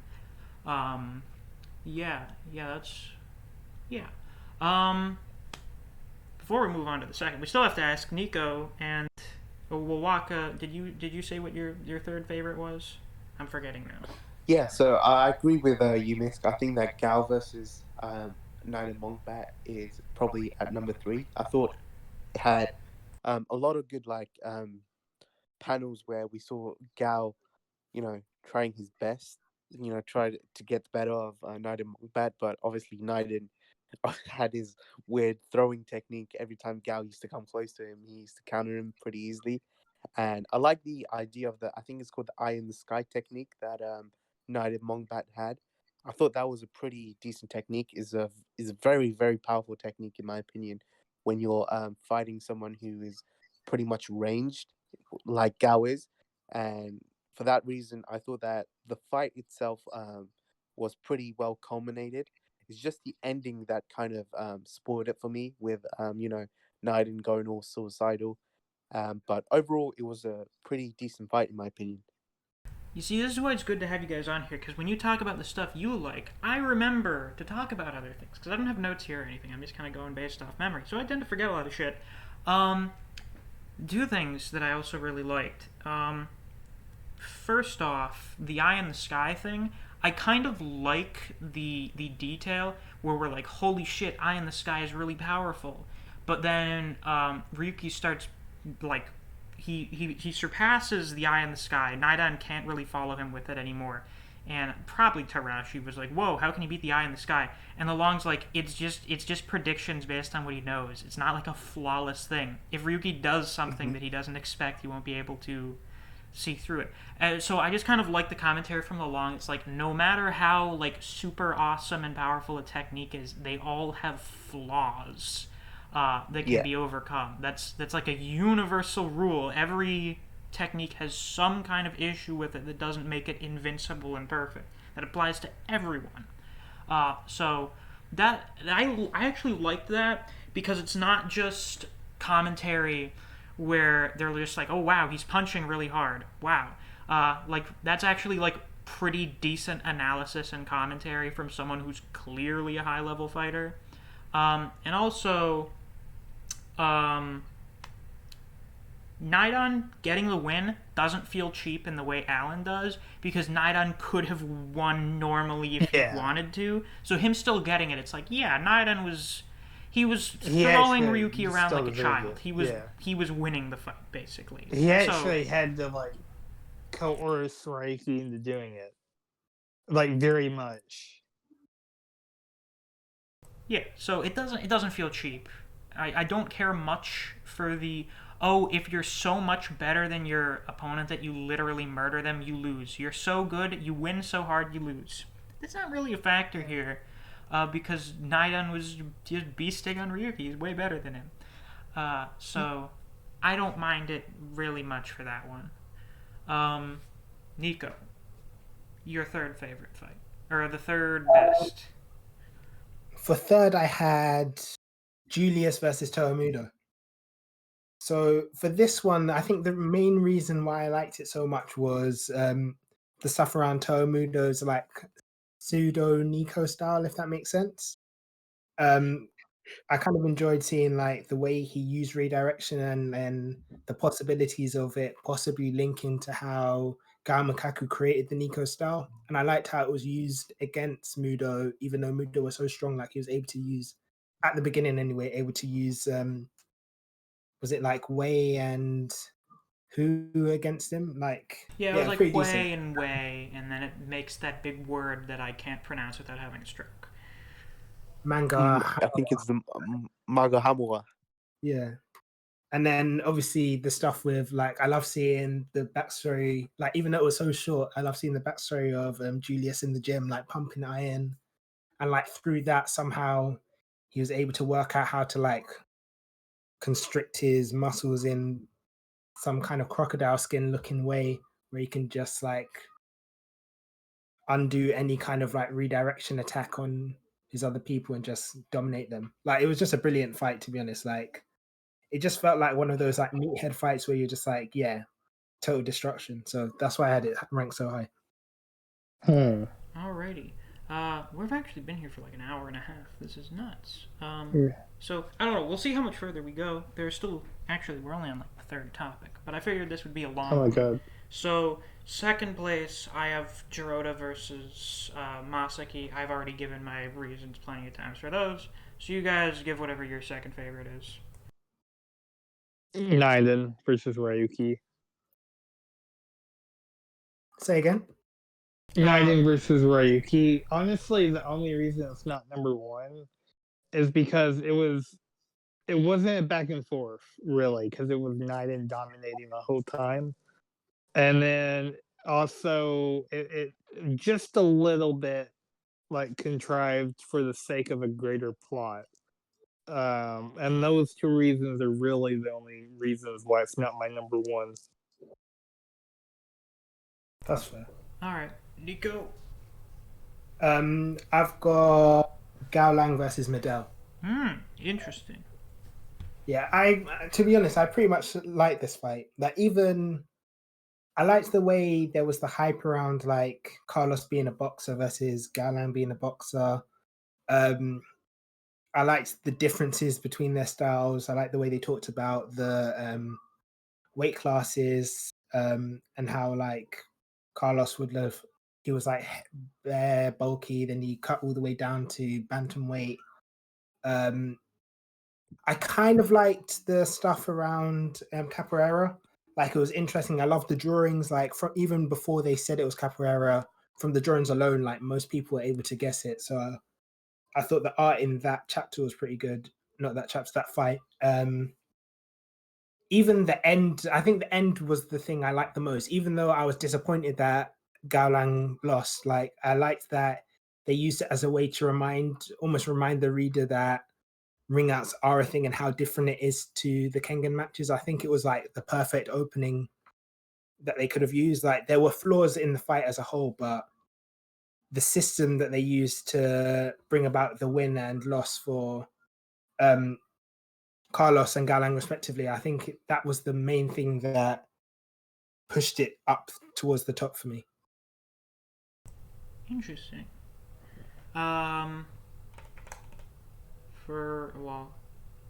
Waka, what's I your actually second do think it was a good introductory fight. I just wish they had followed up with better fights. Yeah, That's fair. So Waka, your second best, the second best fight for the tournament for you. I'm saying Falcon versus Rahido. I think we've spoken a lot about it previously, so I think people will know that why the reasons are of why Falcon's the second best in my opinion. Yeah, we did discuss that, and we already talked about what our favorite ones are. So that's our completed lists. So yeah, Boop, boop. all right, Yeah, Falcon number one. hell yeah. So now on to an interesting topic. What is the deal with Lolong? What's Lolong gonna do? What are our predictions? What's his shtick? What's his fighting style? What's his background gonna be? Will he live up to the hype? What do we think? I think he's going to be one of two purgatory characters that, well, okay, he's going to be the only purgatory character that wins with no bullshit. I think so too. Yeah, it's looking like that. Because I was getting ready to say Nicholas is also going to win, but then I remembered that if you kill it, you get disqualified. Yeah, so Nicholas, do we agree that Nicholas is probably going to kill whoever he's fighting? I think he'll at least try. Yeah. See, we've had two deaths within Purgatory. I think that Kengan needs someone to die. So I'm saying that if someone does die, I think Nicholas kills Akoya, in my opinion. Yep, it's Okoye's the guy. Nitoku, Akoya's maybe been if he's a worm, foreshadowed but to Okoye's die the one. for He's the some guy. time now. I have a different matchup in mind, but okay. Liu Dongsheng versus Akoya, I'm guessing. And yep, that, and also Nicholas versus the author dude, who I think is a worm. Yeah, a lot of people think that actually seems more plausible because he didn't initially want to be in the tournament, and then he goes away for a little bit, and they come back, and all of a sudden he wants to be in it. So I think they may have replaced him with someone. Yeah, because my thing is for both. I know we're supposed to talk about Lolong, but my reasoning for both of those is that I'm beginning to think that Nicholas is some kind of like international detective or something, like Interpol, and he's investigating worms, as has been said, and he's just gonna fucking kill a worm if Nintoku. And then for Akoya versus Lulong, now we obviously You mean know Liu, about Liu, right? Okoye versus Liu. Yeah. Now, we obviously know Liu disappeared, but if you notice, Akoya disappeared sometime throughout the Liu Tien fight. Yeah, they And were then he both gone did at the not same come time. back until the Misaki fight. So he was gone at the same time Liu was throughout half of Liu Tien, that what was Alan fight, and then maybe the very beginning of the Misaki fight. So I think off screen it's going to be explained what those two characters were doing, and I think they're going next, and they're going to beat the shit out of each other. I feel like they had some kind of conversation, but I'm not sure what. Because it's weird. Okoye doesn't seem like a super conversational guy, but for some reason I kind of have like this feeling that he probably he talks a bit. Actually, it's been a while. I probably need to reread Ashura. Well, because Okoye is like a really. It's weird to say this, but Okoye is like a really philosophical dude. So Yeah, that I could see that. I could see him talking to Liu, considering Liu wants to kill his ally in pursuit of justice, because he killed his friend, or his friend killed himself That's using. why. That's why he probably said something like Naiden got off easy or some shit, and then that It would pissed depend Liu on what his off. intent was there. If he wanted to actually explain things to Liu, or if he just wanted to be an asshole. No, I think he literally was trying to help Liu out, but like, listen, your buddy wasn't that good a person. He deserved far worse than what he got. And that tipped Liu off. And I think that's actually when Liu comes back with that very pissed off face. So, and I I was wondering actually if he think, was Yeah, pissed I off reckon because there he had the was some worm kind of explained to interaction him. between both Liu and Akoya, in where I think Akoya might have pissed off Liu by saying something like, "Oh, Knight and Monkbat deserve to die," and then from that, Liu would have said that, "I can't wait to face you within the fight when their fight comes," and I personally think that might be this fight coming now. Well, next chapter, I mean, sorry. And yeah, I reckon that these two are gonna, fight it out, and I think Liu will lose by killing Okoye somehow. yeah, same. I don't know. I don't know if this would be in or out of character, like if this would make sense for him. But Akoya has been interested in the worm thing going on, right? Correct me if I'm wrong, but he is invested in the worm issue going on, at least involved directly with Ryuki, right? Hear me out. Corey is crazy and he's actually not that smart. I think he will see Liu's stubborn determination to avenge Naiden as quote unquote proof that he's a worm himself, Oh and God. he will try to execute justice and kill Liu, and then Liu will end up killing him in self defense. Maybe.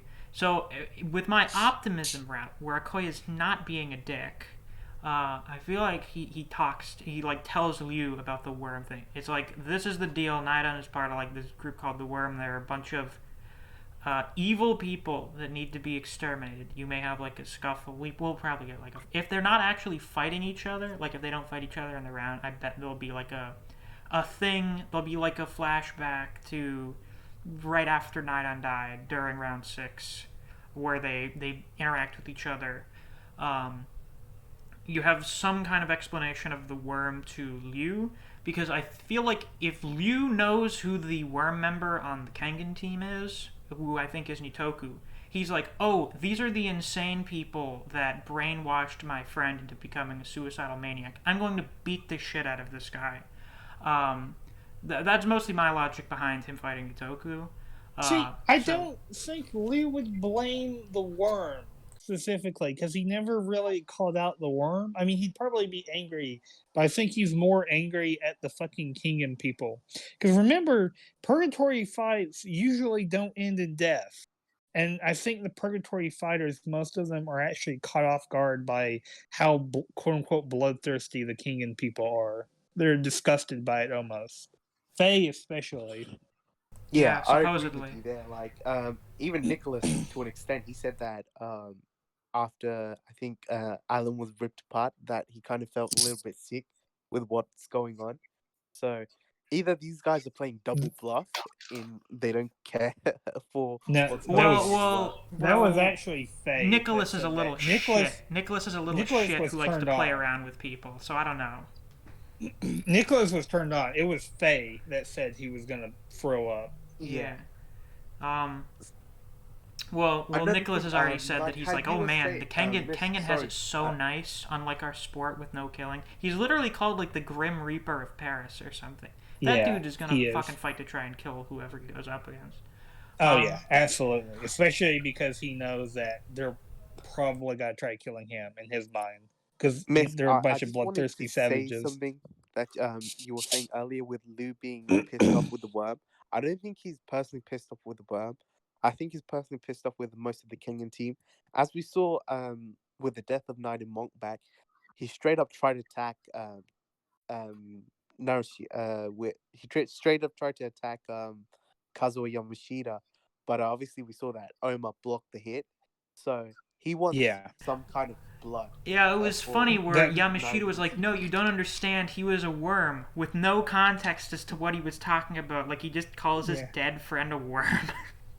Yeah, like that, and that's what I was saying too. Is that I really think he blames the Kengan team.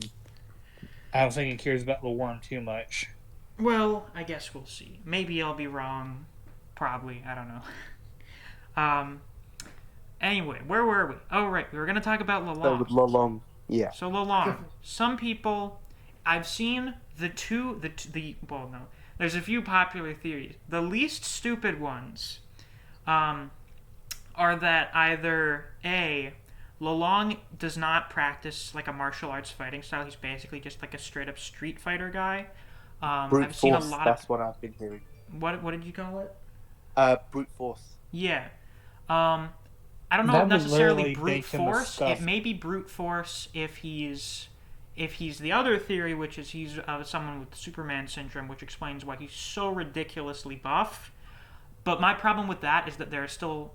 Well, this problem kind of applies to earlier on Waka, but there are panels where Lolong looks like a normal buff guy instead of like this giant dude. I was getting ready to say, you guys are describing Wakazuchi, and I really don't want the King of Purgatory to be discount Wakazuchi. Wakazuki, yeah. I prefer. I think it'd be much more interesting. Yeah, I've seen people compare him to a character called Berserker from Kenichi. I have no knowledge of that other than that he's apparently very similar to this character, or at least this idea of what he could be is very similar to that character. I don't know if any of you know anything about that. Never heard of it. But I like the idea. So far, the reason part of the reason If you Kuroki. look at Lolong Donair's character, is very interesting. We know that pretty much every single person on the team has some form of respect for Lolong. So as we saw with his interaction with Yumigahama, I think that Yumigahama said something to annoy Lolong, and he said to Yumigahama, "Do you want to repeat that again?" And Yumigahama was like, "I'm not going to say that again," and kind of ignored him. Even with Tarashi, he respects Lolong quite a bit. Those two have That was like a mild understatement. interaction. Yeah, Yeah, like I wouldn't call monologues this between each respect. other. Seems a little more. Yeah, something it could. Yeah, like The thing Taraji's is, I'd tripping say- over himself to talk about how awesome Lolong is. He's literally like his personal hype man. So there's only been one person who's kind of not respected Lolong a little bit, which was Faye. I remember in one chapter, I think it was after the Liu Qian fight, Yeah. where Faye kind of said that, "Could you possibly be a worm?" And Lolong was like, "Don't joke around like that to Faye," and then Faye was like, "Don't worry, it was only a joke," or something like that, something along those lines. And we know that he's highly respected. Even if you guys remember when everyone came onto the stage right before the Alan versus Ryan fight, we saw that he was really nonchalant about the worm kind of being on the Purgatory team. I think it was him talking to Yamashita, where Yamashita said that we have obviously some kind of infiltration of the worm coming in, and then Lolong just walked away like he didn't care. So we know that Lolong would probably be only worried about his fight rather than be worried about, with everything that's going on with the worm. So that speaks a lot about his character, in my opinion. Yeah. I kind of saw it from a different perspective, to be honest. This is kind of my theory is kind of left field, so I don't exactly know if it's going to be correct, to be fair. But do you know the point where you're talking about Fei Wang Fang saying, like, I think it's chapter 94, he's like, aren't I right? You're acting awfully level-headed when Naden went berserk. That tells me you're one of them. And then Yumigahama's kind of like, he's like, do you know what you're implying, Faye? Like, he knows Or not exactly. Yumigahama, Lolong. Yeah, Lolong. Yumigahama was long since disposed of. And he's like, do you know what you're implying, Faye? So it kind of tells me that Lolong knows something about what was going on even before Yamashita started revealing the information. So I was kind of thinking maybe Lolong was like, maybe like a third-party agent that's invested in capturing the worm as well, which is why he didn't want the tournament to end, because he wanted to root out all of them before Like if it just ended, everyone would have just gone home, and then he wouldn't have been able to work out or find any. I feel like I Itamitsu actually like knows that. to some degree what's going on, because Itamitsu is not an idiot, as far as we've seen. Like, he's not a moron. So he probably has at least after the Nidon fight, he like knows something is up. He probably was aware of at least something before then. So if Lolong is like the number one guy in Purgatory, I assume that him and Itamitsu at least talk to each other relatively often. So I would assume if there was anybody on the Purgatory team that Itamitsu would inform about this, it would be Lolong. Yeah, it could be like the I forget Metsudo and Akoya. They're well, not like as formal, but a more buddy like almost. Well, not buddy, but a more informal version of that. Also, I find it interesting that the two people that don't outright respect Lolong are the two new guys, Yumi and Faye. Yeah. One of them, and I know you said Yumi respected him, but that's more fear than respect. Yeah, he was like, it seemed like it was something where he didn't even think about that he was talking to Lolong. Like, he was just in a pissy mood. So he was like, it's like, why don't you like fuck off or whatever? And didn't even realize, like, it's like when you accidentally talk back to one of your parents or something, and then like after you say it, when they're like, excuse me, you're like, oh fuck. It's like that, where he like accidentally mouths off to Lolong, and Lolong's like, you want to say that again? Why don't I what, Yumigahama? And he's like, nothing, never mind. And it's interesting, I think it was Liu and Faye that were talking to each other right after that, where I think it was Liu that was like, yeah, Lolong is a pretty intimidating guy. I don't remember which one. And then the other was like, yeah, he's not really worth getting into a fight with unless you get paid. Which I think suggests that like probably none of them can beat him. It's just like, it's not really worth getting your ass kicked unless you're getting a lot of money out of it. But then again, they can get their ass kicked by any Kengan fighter, apparently, so. Yeah, apparently. Yeah, so... But hey, that means Lolong is at least a Kengan fighter in terms of power. We've had a direct comparison. I know these comparisons are bullshit now because the A rank in Purgatory was supposed to be... So, like, it's borderline worthless. But Yamashita says that Lolong is comparable to the top fighters in Kengan. Like, he's around their level. And Yamashita got to see what the top fighters in Kengan could do firsthand in the Annihilation tournament. So, I'm putting a little bit of trust. I'm putting a fucking grain of salt's worth of trust into Yamashita's words that Lolong is around the top 5 in Kengan. I'm gonna be honest with you, Miss. The second that Lolong gets compared directly to Kuroki, I'm just gonna write him off as a jobber. Oh god, it's gonna happen too, and it's gonna be Kuroki that makes the comparison. Yeah, absolutely. Jesus. Another thing I just wanted to add to our comparisons, when we get character statements, like we got with Jurota saying, Kuroki saying that Jurota could possibly be on the same level as Kuroki himself. He said that.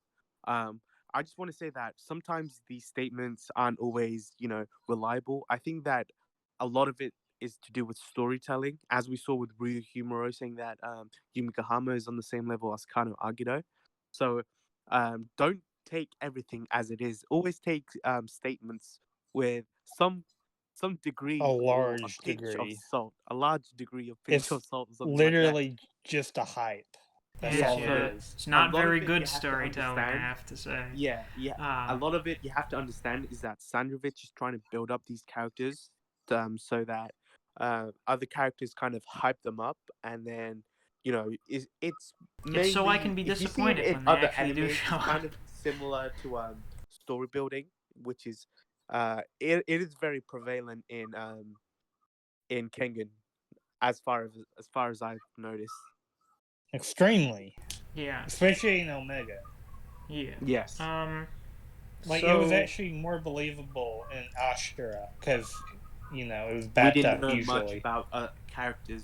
Yeah. And yeah. Like I remember Kuroki got compared to like Kano or something as early as like his fight with Kiryu. And like he was built up as something even then in terms of statements. And sure enough he lived up to them. He did a fucking job.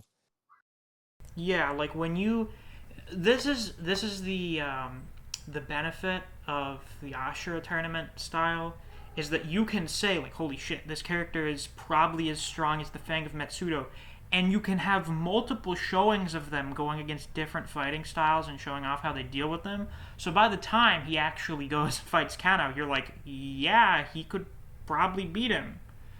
It's not like a surprise. Well, maybe from a storytelling perspective, a lot of people were surprised that he beat Kano.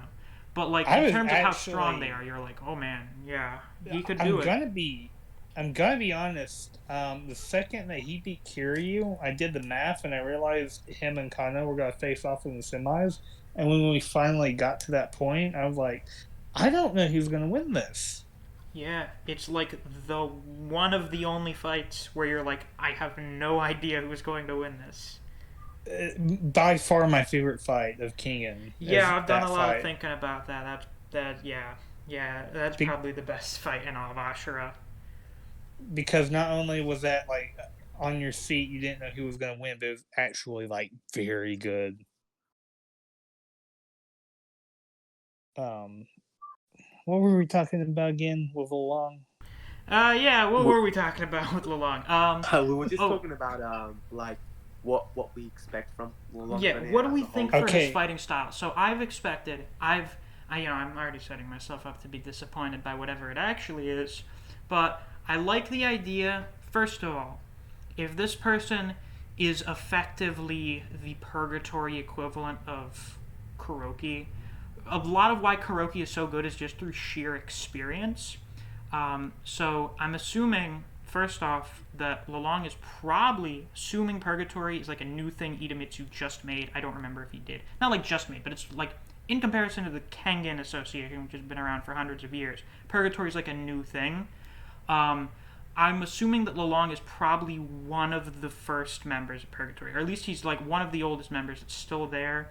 So he's got like a ton of fighting experience. He's almost definitely going to have something like pre-initiative, if not actually pre-initiative. That just seems to be like a borderline requirement for being in the top tiers in Kengan. Um, I do think he's going to have something like that. And I like the idea that instead of practicing like this really esoteric martial art or having fucking magic like the Niko style, instead he doesn't practice like an actual martial art. He just does like what's essentially street fighting. So it could be like a mix of boxing and MMA and shit like that. But when he's just so good because of his experience and his pre-initiative that he just beats almost everyone. I think him not doing like some super special martial art like a lot of other characters do would make him more interesting and fairly unique as one of the top level characters in Kengan, especially if he has a good backstory. I like the idea of Lolong basically just being like maybe not just some random guy, but like some dude that was like getting into street fights or whatever. And Idemitsu found him. And he was like, "Hey, you're pretty good at this. I'm doing like a fight thing. Do you want to join? I'll pay you a ton of money." It would almost be kind of like how it'd almost be like how Yamashita just found Oma fighting that one dude in an alleyway. I think it'd be really interesting. I think there's a lot of potential for Lolong's character to be good, and I hope that Sandrovich, takes advantage of that to make him a really good, interesting character, and not just a strong character. I like if I, Lolong's just a strong character, it's like whatever. But if he's also a really good character, that's gonna be great. That'll be fantastic. I look forward to having more great, strong characters. I really like Kuroki. I like Kano. I like Oma. I like Waka. I want to really like Lolong. So I'm hoping that Sandro does something, maybe not exactly like that, but at least something that's, kind of compelling with his backstory. I actually hope that Lolong has a like an Oma backstory where he grew up on the streets and he did like street fighting, and that's why he doesn't have martial art, but he was just so good at it. And then I forget the dude's name, but the guy who owns Purgatory, literally like, hey, I'm starting at the Sing, be one of my first fighters, and then he became basically Rags to Riches story. Yeah, that Like is really good. It's pretty unique among most of the Kengan fighters. I don't think is there anyone that has it like almost kind of like that, but his Rags to Riches story like just happened. Um, I don't think there's really any other character that has a backstory quite like that. So that would be really unique and good to have for his character to make him stand out among the other high level characters because they all have unique backstories pretty much. Kuroki, Kano, Oma, Waka, they all have unique backstories. So I'm hoping that the same will apply for Lolong. Yeah, definitely. Hopefully, like he is that strong that I do kind of feel like he needs to win his match for it to be as hype as it is. But if he doesn't win the match, I'd love him to have like probably one of the best matches of the Kengan versus Purgatory competition. Otherwise, I feel like I will be a little bit disappointed. Like I won't say like he's rubbish, but it would part of kind of me say again. part of me wants Waka to beat Lolong just to see the tears on the Reddit. Because they hate Waka and they're hyping up Lolong. But why does the Reddit hate Waka? I just think they're a good matchup, and Waka's a good choice to have like a really strong character for Lolong to beat. Because Waka's like ridiculously strong, but there are still ways to beat him. So if Lolong manages to pull it off with like mid to high difficulty, it can be a good fight. Like it can be a good fight that's not just a one-way stomp, and you can still come out on the other side being like, "Holy shit, Lolong's actually really strong."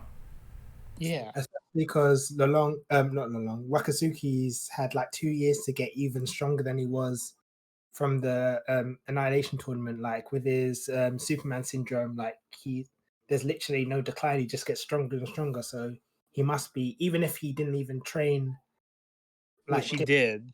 was before, he just naturally be stronger just from pumping iron or whatever. The thing about Wakatsuki on why I'm kind of worried about him is because he still has that leg injury that Kano gave him. That The ankle, yeah. significantly decreases his fighting ability, and also the fact that in the Julius fight he lost his vision in the right eye. So I'm not sure if that's back. If his It vision's should back. be. It's been We 2 never know. years. Like he could still be slightly compromised, or we could see something like he gets attacked on his right side of the vision, and he loses the vision again. And we never know what could happen. Maybe Lolong, if he does fight Lolong, maybe Lolong could expose those things, and he pulls off the win with that. But I'm hoping that if that's not the case, I would much prefer like those two having an even battle with someone coming out on top. That would be a much better fight than just looking for exploits. Yeah, because they wouldn't call him a jobber necessarily, but they would be like, "Oh, he only won using exploits." I think Lolong will be like the only dude to straight up win. I think first off, I think Waka's eye injury is healed. Probably his ankle injury too, because like literally that dude he fought against in the first round had his intestines explode or something, and suddenly he survived that. Yeah, Gozo is somehow alive after being punched by Waka. So I'm confused as to how ankle injuries and like losing vision in your right eye is as crippling as it seems. I do like that Waka, even though he's got the Superman syndrome, so his physical strength doesn't decrease over time. He does. I've just thought about this. He's a really good example of what happens when you have someone that does like fighting as a profession for a really long time, like to the point where they're getting old, and it's just really taken a toll on them. Yeah. I saw a theory about Wakatsuki's ankle. Actually, someone was saying that maybe he got in touch with Hanafusa, and Hanafusa found like some magic way to restore his ankle. Yeah, I'm thinking Hanafusa has a way to survive literally being killed, so I assume he can find a way to fix Waka's ankle. And he also saved Mokishi. Yeah. He's literally a wizard that with Hanafusa. Like I was in the chat for a Jujutsu Kaisen read through, and we were talking about what's survivable injuries for an anime character to survive, and someone was like, "Oh, someone will get like half their face blown off in one series, and Misk will be like, oh, it's but a flesh wound," and in another series, a character will have their whole face caved in, and Misk will be like, "They should have died," or no, they put it like they'll get punched in the face, and Misk will be like, "How are they alive?" And I'm like, "No, that's bullshit. Jujutsu has magic, and Kengan has." Because Well, I guess Kengan actually does have magic now. Never mind. yeah, Dr. Hajime is literally like the hill fairy. Like he'll wave a little wand. I'm convinced the only reason Meguro actually died is because the dude who quote unquote adopted him paid him off to not save Meguro so that he wouldn't have to deal with Meguro anymore. I'm convinced that's the only reason Meguro stayed dead. Yeah, watch Alan.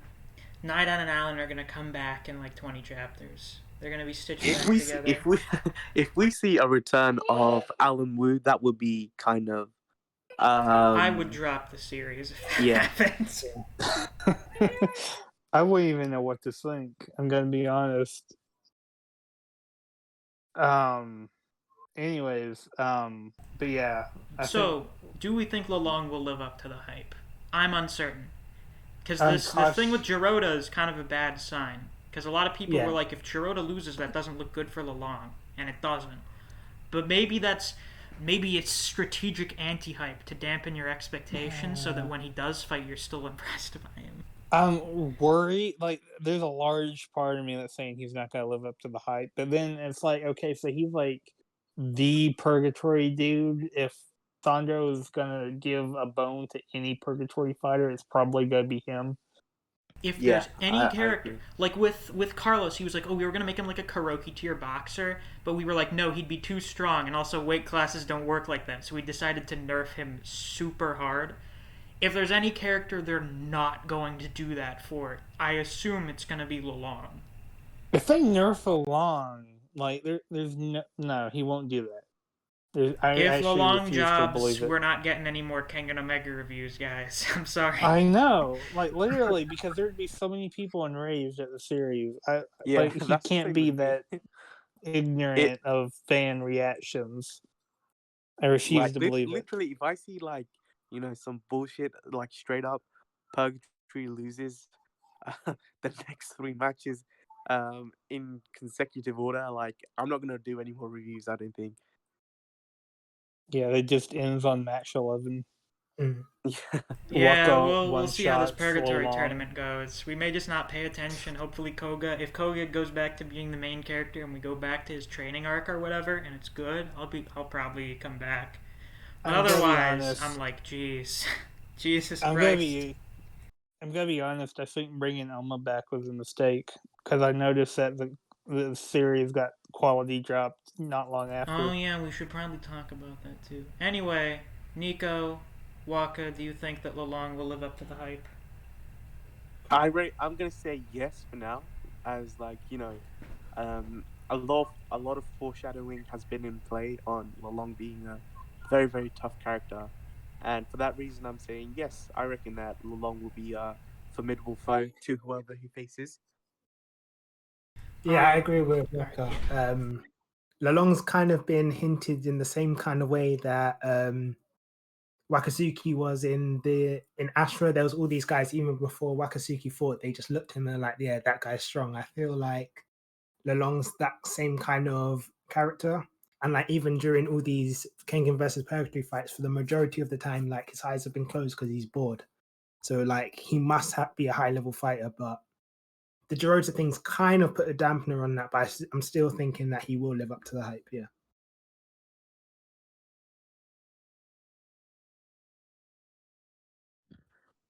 Alright, cool. So, yeah. I got distracted by something. Okay, so we're already past 2 hours now. I kind of wanted to keep this around like 2.5 hours at most. So, we're going to speed through a few topics if we can. So, I would actually love to share my theory. share your theory on Tarashi. So there's two possible options in my mind about who Tarashi is. He's a clone of somebody. The two options being he's either a clone of Kano or he's a clone of Niko, almost teacher Niko. Oh, That Um, I made a video on that not too long ago, and both those theories are on the video. I was just Really? I kind of agree with you that it's possibly one of those two, either being it being Niko or a kind of Agado clone. I mean, it has to be something to do with those two, in my opinion, because the whole masks thing. I mean, if it's just a random character and uh nobody knows who it is, it's gonna be kind of That'd be Well, I've I don't know heard, what the disappointing. word I've is. heard that Darrow accidentally revealed, like in one of his live streams, someone asked him like, "Have we seen Tarashi before?" And he was like, "Oh yeah, it's a face you've seen before." And apparently that was like a slip of the tongue or something, because apparently you're not allowed to ask Kengan questions anymore on his stream. Yes, I don't know if that's so true, I but was I've heard that. actually on the stream when he said it. So what the person asked was, "Oh, who is Tarashi going to be?" And he said that so Tarashi is going to be someone that we have seen before. And then what ended up happening was, I think a week later he did another stream. He said that he didn't mean that, and that Sandrovich could, at any time change the character. So it's not 100% confirmed if it's a character Yeah. we've seen before. And I think that Daromian got into a little bit of trouble because a lot of that was speculating on Twitter that people were talking about it, and I think he got in a little bit of trouble, so he had to reaffirm some things that he said within the stream, and that's one of the reasons why at the moment when he streams, he has to now have a banner saying that he will not answer any Kengan related questions. oh damn. Yeah. Yeah, and he also So, doesn't like Kengan, so Yeah, Yeah. he does not. For the artists of Kengan, for some reason, he absolutely does not care about the story itself. well, when you've got a job, you've got a job. So Yeah, it's a job. whatever. What can A you lot do? of us, a lot of people don't like what they do for a living. So I guess that applies to So- artists as well. You'd never think about it that way, since the arts Yeah, is supposed artists to be have this a thing you really only go hard into job. when you're passionate and talented in. But I don't know. Well, maybe he likes art, but he just doesn't give a shit about Kengan. Or maybe he just wants to draw other Yeah. stuff. So, I think. now, the reason that I think it's one of those two, and is also tied into the reason why I think he's a TV. And here's the thing. I think because both, if I'm not wrong, both Okoya and Niko had like a hardened, tempered, good side to them. I think naturally they'd be good people, but they were like super hardened by their experiences and shit. So I think that would still be in line if Tarashi was a clone of them.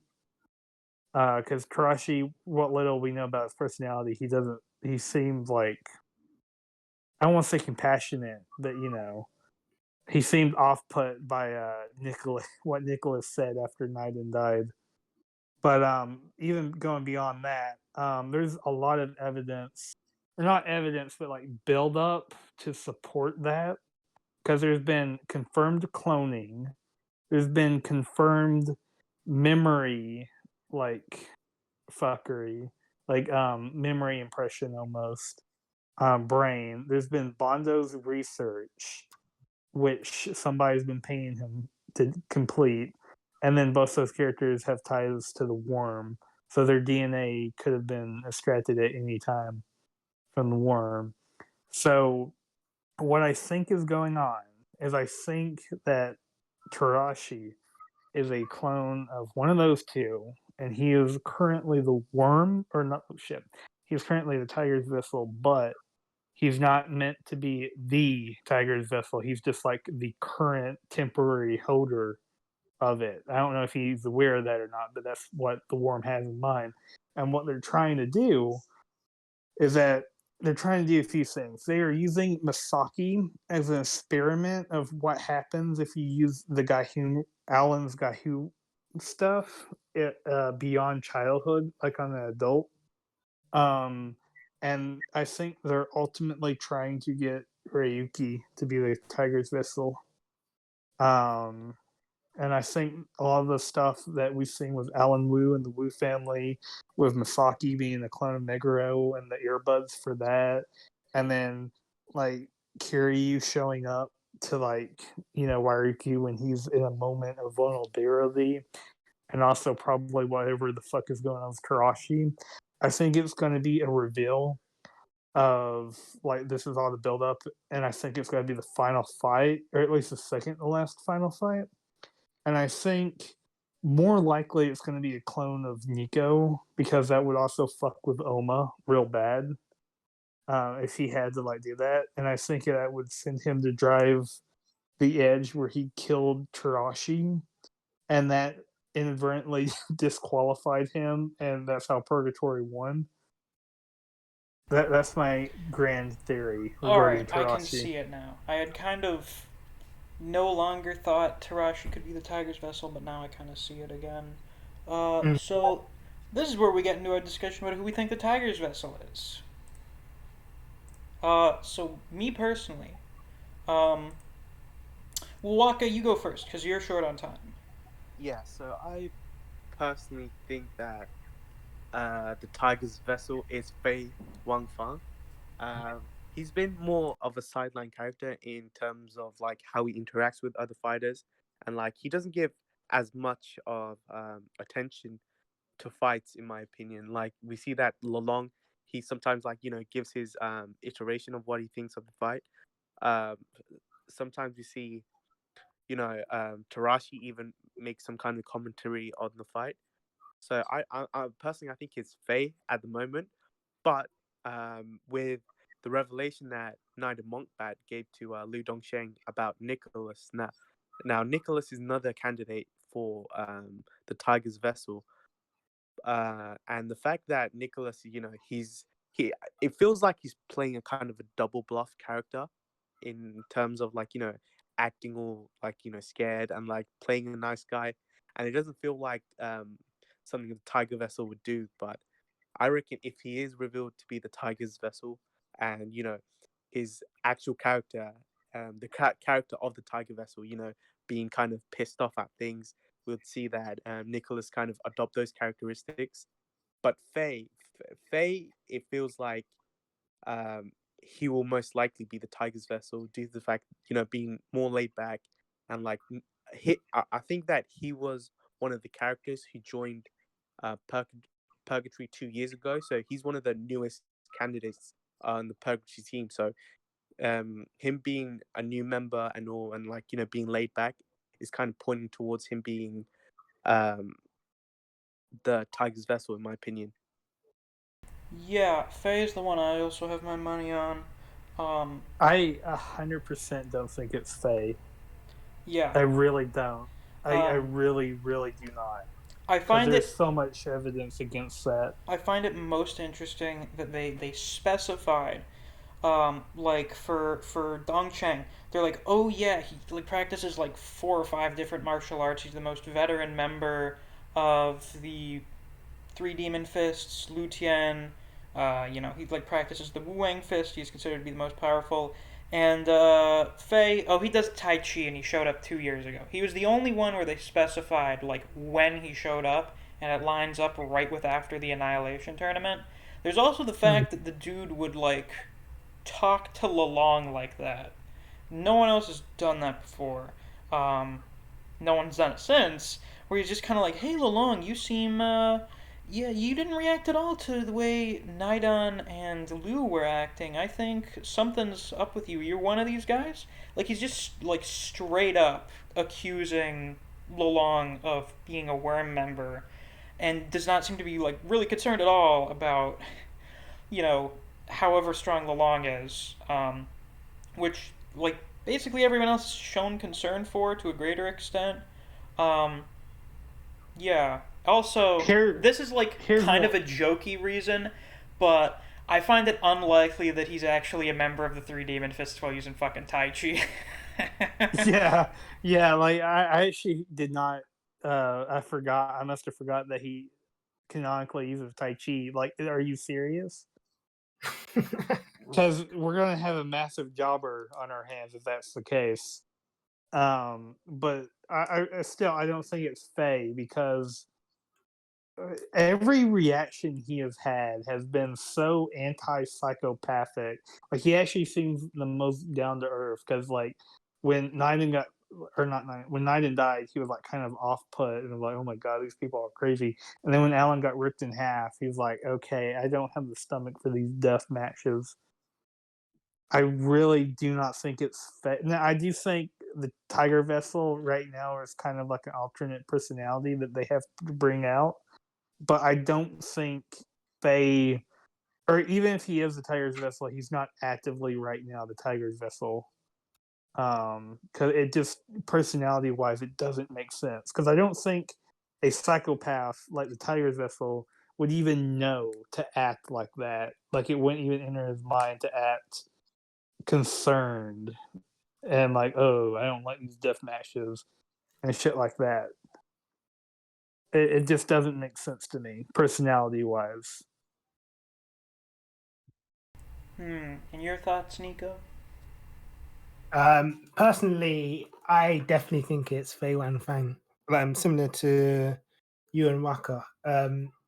Partially because of the reasons that you've both said already, but also like there's stuff with like, do you know when we see the Tiger's Vessel when he's like hooded up, like he's got similar clothing to both Faye and Louis. I originally I know a lot of people thought it was going to be Louis Dongcheng, but I thought it was going to be Faye because Louis was being set up as like the more active person, the more upfront person, where Faye was more in the background, like it's more of like an act or something. Personally, I'm not entirely sure if I think he's like I'd say he's like a psychopath necessarily, the Tiger's Vessel in general.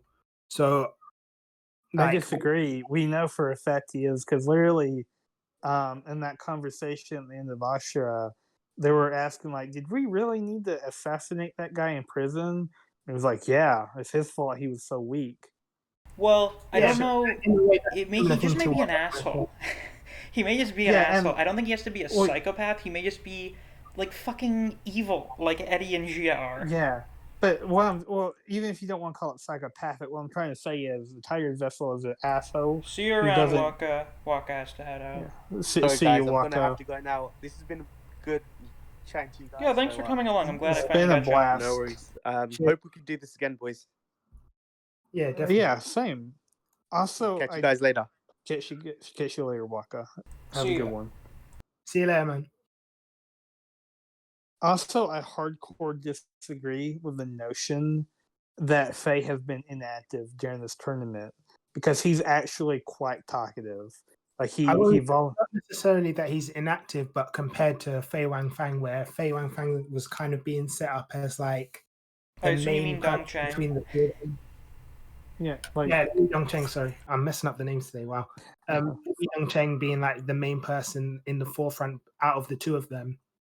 And then that alongside the clothes that they were wearing matches what the hooded guy's clothing was. That's what made me think it was most likely him. And then also the stuff that's been said already, like him being new to purgatory, him being from China, and likely like the same with what's his name, Lutien. Like he probably has like another martial arts, and likely that could just as well be the Niko style. Yeah, I have a feeling if he actually listen. I know this is Kengan, like Aikido is somehow really strong, but listen, man. Everyone knows Tai Chi is. I'm about to lose social credit points. Tai Chi is bullshit, basically. It's not a martial art. It's like an exercise routine. Um, Yeah. so And it could if like, link to redirection kata as well. yeah, if he's that's doing what I'm Tai Chi. thinking. I'm thinking if Faye is like not totally hiding the Niko style, it's likely that he's incorporated it into Tai Chi to make it, actually good. Um, and I'm wondering because it seems like the Nikos went off and did different things with the Niko style. I'm assuming that whoever the Tiger's Vessel is, their Niko style will not be exactly the same as Oma's. They may not even have the advance, depending on what their relation is to Tiger Niko. Like if they're actually one of the Nikos, or if they're one of their students, they'll probably have something else going on. So I find it fairly plausible that if Faye is the Tiger's vessel, he's found a way to basically incorporate the Niko style into other types of martial arts like Tai Chi. I actually think, yeah, no, it makes sense, and I think Demon's Bane is another one he's not going to have because if I remember correctly, that was taught by the almost faction on the streets to like boost their power or something against attackers. You mean So Advance or the what? you mean Advance or Demon's Bane? Because I think Demon's Bane was like the thing in the forest where most of the Nikos died because of how vicious the training was. Yeah, that's what I'm talking about. I'm talking about Demon's Okay. Bane, but they did that specifically because they were worried about people coming in, not even like people from the outside of the almost place. I forget the name of it right now. The inside, actually. Yeah, the outside inside. the inside. Yeah. So that's why they trained it. So I think unless the hypothetical Niko user came from the inside, they wouldn't know how to use Demon's Bane. I guess because even Niko didn't really want to teach Oma Demon's Bane as well. It's only because Oma wanted to surpass him. Yeah, that makes sense. Yeah, so I'm hoping here that whoever the Tiger's vessel is, they're going to have like the basic Niko style stuff, but they're going to have different things. They're going to have a different Niko style than Oma does. Also, we agree that the Tiger's vessel is definitely fighting Oma, right? What? We agree that the Tiger's vessel is definitely fighting Oma, right? I think it's so. Almost guaranteed. Yeah. Almost. I would say though, unless it's like a clone of Kano and it faces Waka and Waka can beat quote unquote Kano at last, but that's a little fan fictiony for my liking. I think probably going to be Oma. I will say though, dude, what if the Tarashi is a Kano clone with the Niko style, and he also knows Formless? Oh, so it's literally just Kano, but also with like more of the Niko style. Yeah, that'd be the laziest fucking thing ever. That would be so. That's why. That's another reason I'm really hoping it's if my theory is correct, it's actually Niko, a clone of Niko, and not Kano. Yeah. Well, I figure if it's a clone of Kano, then Okubo has a reason to fight him. Because Okubo is also when it's like, hey, I'm going to get stronger and I'm going to beat you. That was the whole thing after round one, is I'm going to get strong enough to beat you, Kano. And then when he fights this clone of Kano, he actually gets the opportunity, even though it definitely won't be as strong as Kano. I was going to say that would mean that literally Okubo beat the Tiger's vessel. He was also a clone of Kano. Assuming that Tarashi is not the Tiger's vessel. Yeah. Yeah. Well, I think if I'm right about him being a clone, then I'm also right about him being the TV. Yeah, I think they'd be so heavily intertwined. I would actually be surprised if one section of my massive theory is wrong, but the other is right. I think I've either missed completely or I've nailed it. 90% at least. Yeah. Also, I think Faye is literally just going to be...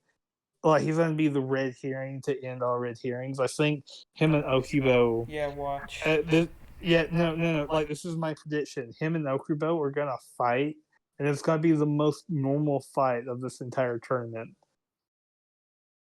I would like a normal fight, please. Can we get another normal fight? Like, Gao Lang versus Carlos was very normal in comparison to a lot of these other fights. It had, like, the least stupid shit in it. Because there's not gonna be any, like, formless. My formless is better. There's not gonna be like deathmatch. There's not gonna be like any bullshit power up. It's just gonna be two strong fighters, having an actual decent normal match, a nice break from everything else in this tournament. And I think it would be refreshing, don't you? It would. Speaking of that, I feel like, why don't we wrap this up talking about our predictions for the remaining matchups? So, for those of you who do not recall, the remaining fighters on the Kengan side are Oma, Okubo, Nitoku, Okoya, and Wakatsuki. On Purgatory side, we have Lolong, Tarashi, Fei, Liu, and I'm forgetting someone. Shit. I know. Did I do them all? Lolong, Tarashi, Fei, Nicholas. Right. So Nicholas. that's Yeah, I always Nicholas. forget one. Literally every time I do a rundown of the list. It's incredible. So, I'll start off by giving mine. I've given them a number of times through my reviews. So, my predictions in no particular order for when they'll go up is Labanner versus Okoye, Fei versus Oma, Dongcheng versus Nitoku, Tarashi versus Okubo, and Lolong versus Wakatsuki. I've given many reasons for those in the past. If there's, honestly, I'm really not sure which one I think is going to go next. I actually find it's the first time where I find it really, really plausible that Lolong can go up next. Because the second King of Purgatory just lost, straight up in a fight. That's really embarrassing for Purgatory. Like, not even just outside of the story for those of us reading it, where we're like, damn, that looks really bad on you guys. On top of all the other bad look that Purgatory's been getting. In universe, they're going to be like, damn, you guys are shitters. So Lolong's going to be like, alright, I got to go turn this ship around. That's the thing. Then win. I'm actually Otherwise, in agreement too. if he doesn't go out next and Kengan gets a win, they get a lead for the first time in the tournament, then it's going to be, oh, Lolong's definitely going out now. Yeah. Yeah, absolutely. Actually, so here's my prediction. I think either, and this is an either or thing. I think either it's going to be Nicholas and the author dude, or Lulong, probably Lulong versus Okoye, and then the Purgatory Fighter I kills assume the you Kengan mean Fighter. Liu Dongcheng, not Lolong. Or yeah, We're all Liu mixing up the Dongcheng. names now. Yeah. Liu Dongcheng. But and the Purgatory Fighter is gonna kill the Kengan Fighter, and that's gonna cause Kengan to actually get the lead. And that will trigger Lolong to go out, and he'll most likely, I would hope, win his match. And then the other like the one of the two I mentioned that didn't go, that will happen. So probably Nicholas versus author dude. And then it'll be like, oh, I'm hunting worms and I killed one and blah blah. And we'll actually see a Kengan fighter who gets the cartoon villain treatment. Surprise. And then it will be, in my opinion, I know this isn't what you're thinking, but it'll be Fei versus Okubo as a fucking normal match to like calm things down before the big finale of Tarashi versus Oma, where all my big theory, and that's just and then that kicks off probably a worm invasion, and then Raiki becoming TV and all that shit. I'm looking at it now. I'm looking at the lineup because we have this as the background for the podcast.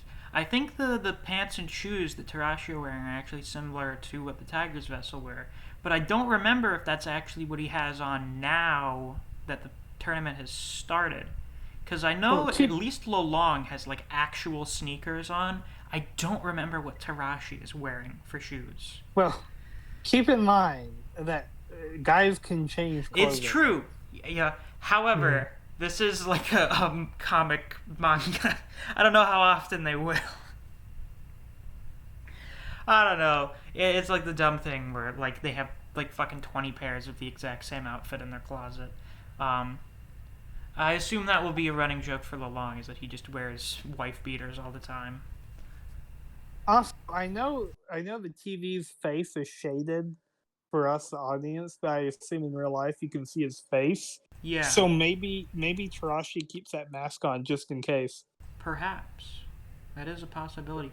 I think we'll have to find out whether or not Tarashi is like a new guy in Purgatory. Like, how long has Tarashi been around? Because we've heard like literally nothing about him. Here's the thing. You seem to be operating under the assumption that when we saw the Tiger's Vessel in the end of Ashura, that they weren't already a Purgatory fighter.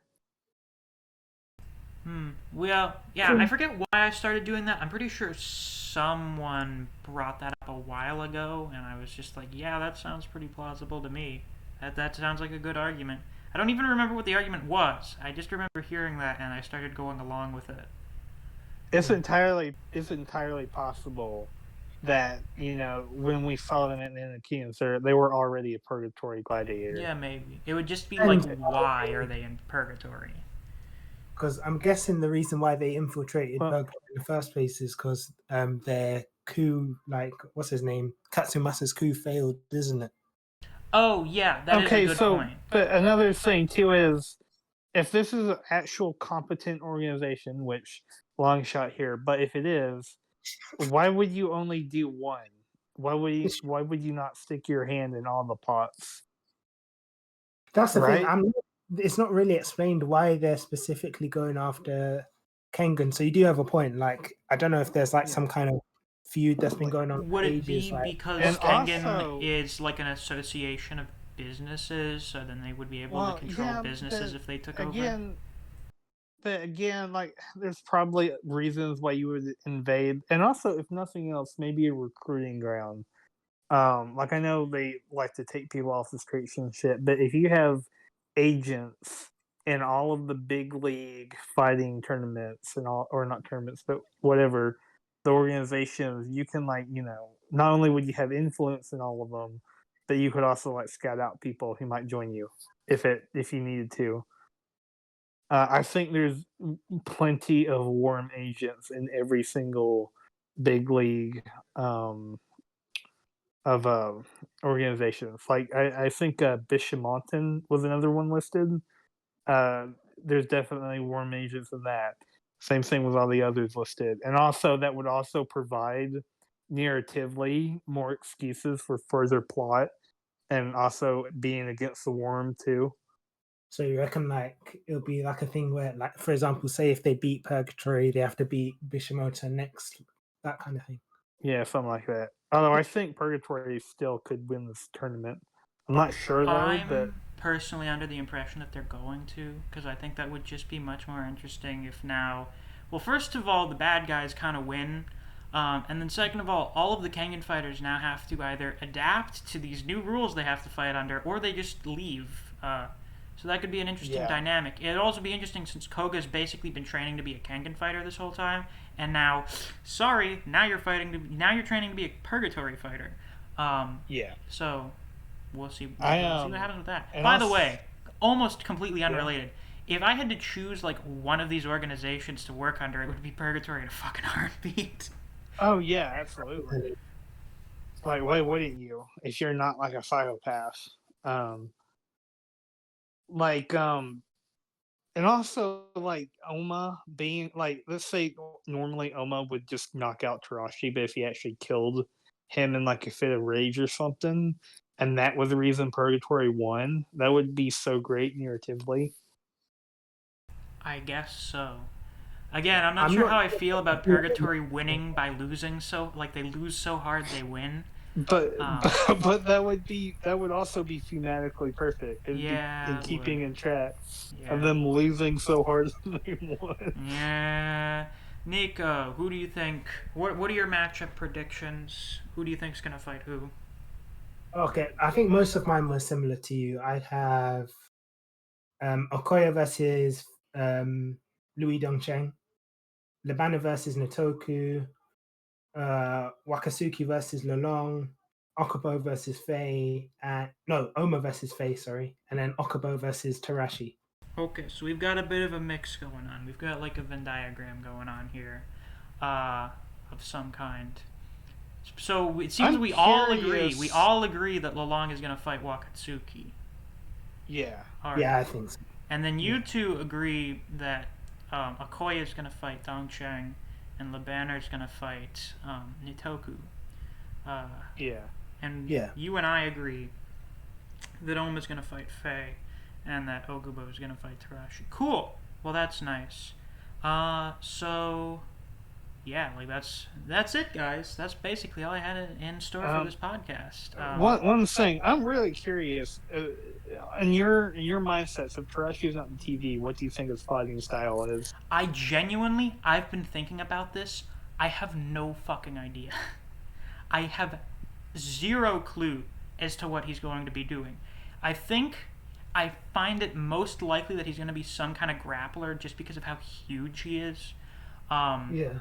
So that's most of the reason I think he's going to fight Okubo. Also, you have like a dude dressed up like a slasher movie monster fighting Okubo who's dressed up like a clown. So I think that just kind of work. But yeah, that's basically my reasoning behind it. So yeah, that's basically all I had planned for this. We've gone on for 2 hours and 40 minutes. Not Wow. bad. Not bad. I think this is actually my Nice. longest podcast episode, I think. I don't remember how long the first one was. I know the second one we cut off at like 2.5 hours. I made sure that was when we were done. And even though we had like 6 people in there, I don't think the discussions went on for as long. But thank you guys very much for being here. Is there any last things you'd sort of like to plug or mention? Any channels, pages, businesses you'd like to advertise for? I'm going to advertise for Tappy Tunes just in case for some reason they try and fucking copyright strike me just for having Waka's profile picture here, because I have no fucking idea how psychotic they are with copyright striking solo leveling content. I even threw a filter on it just to be safe. Just in case. If you want to read solo leveling, go on Tappy Tunes. Yeah. So hopefully now I'm safe. Anything you guys want to say, you just go ahead and do it. I'll let you go first, Niko. Okay, I just want to say thanks for having me on this. It was a lot of fun talking with you guys.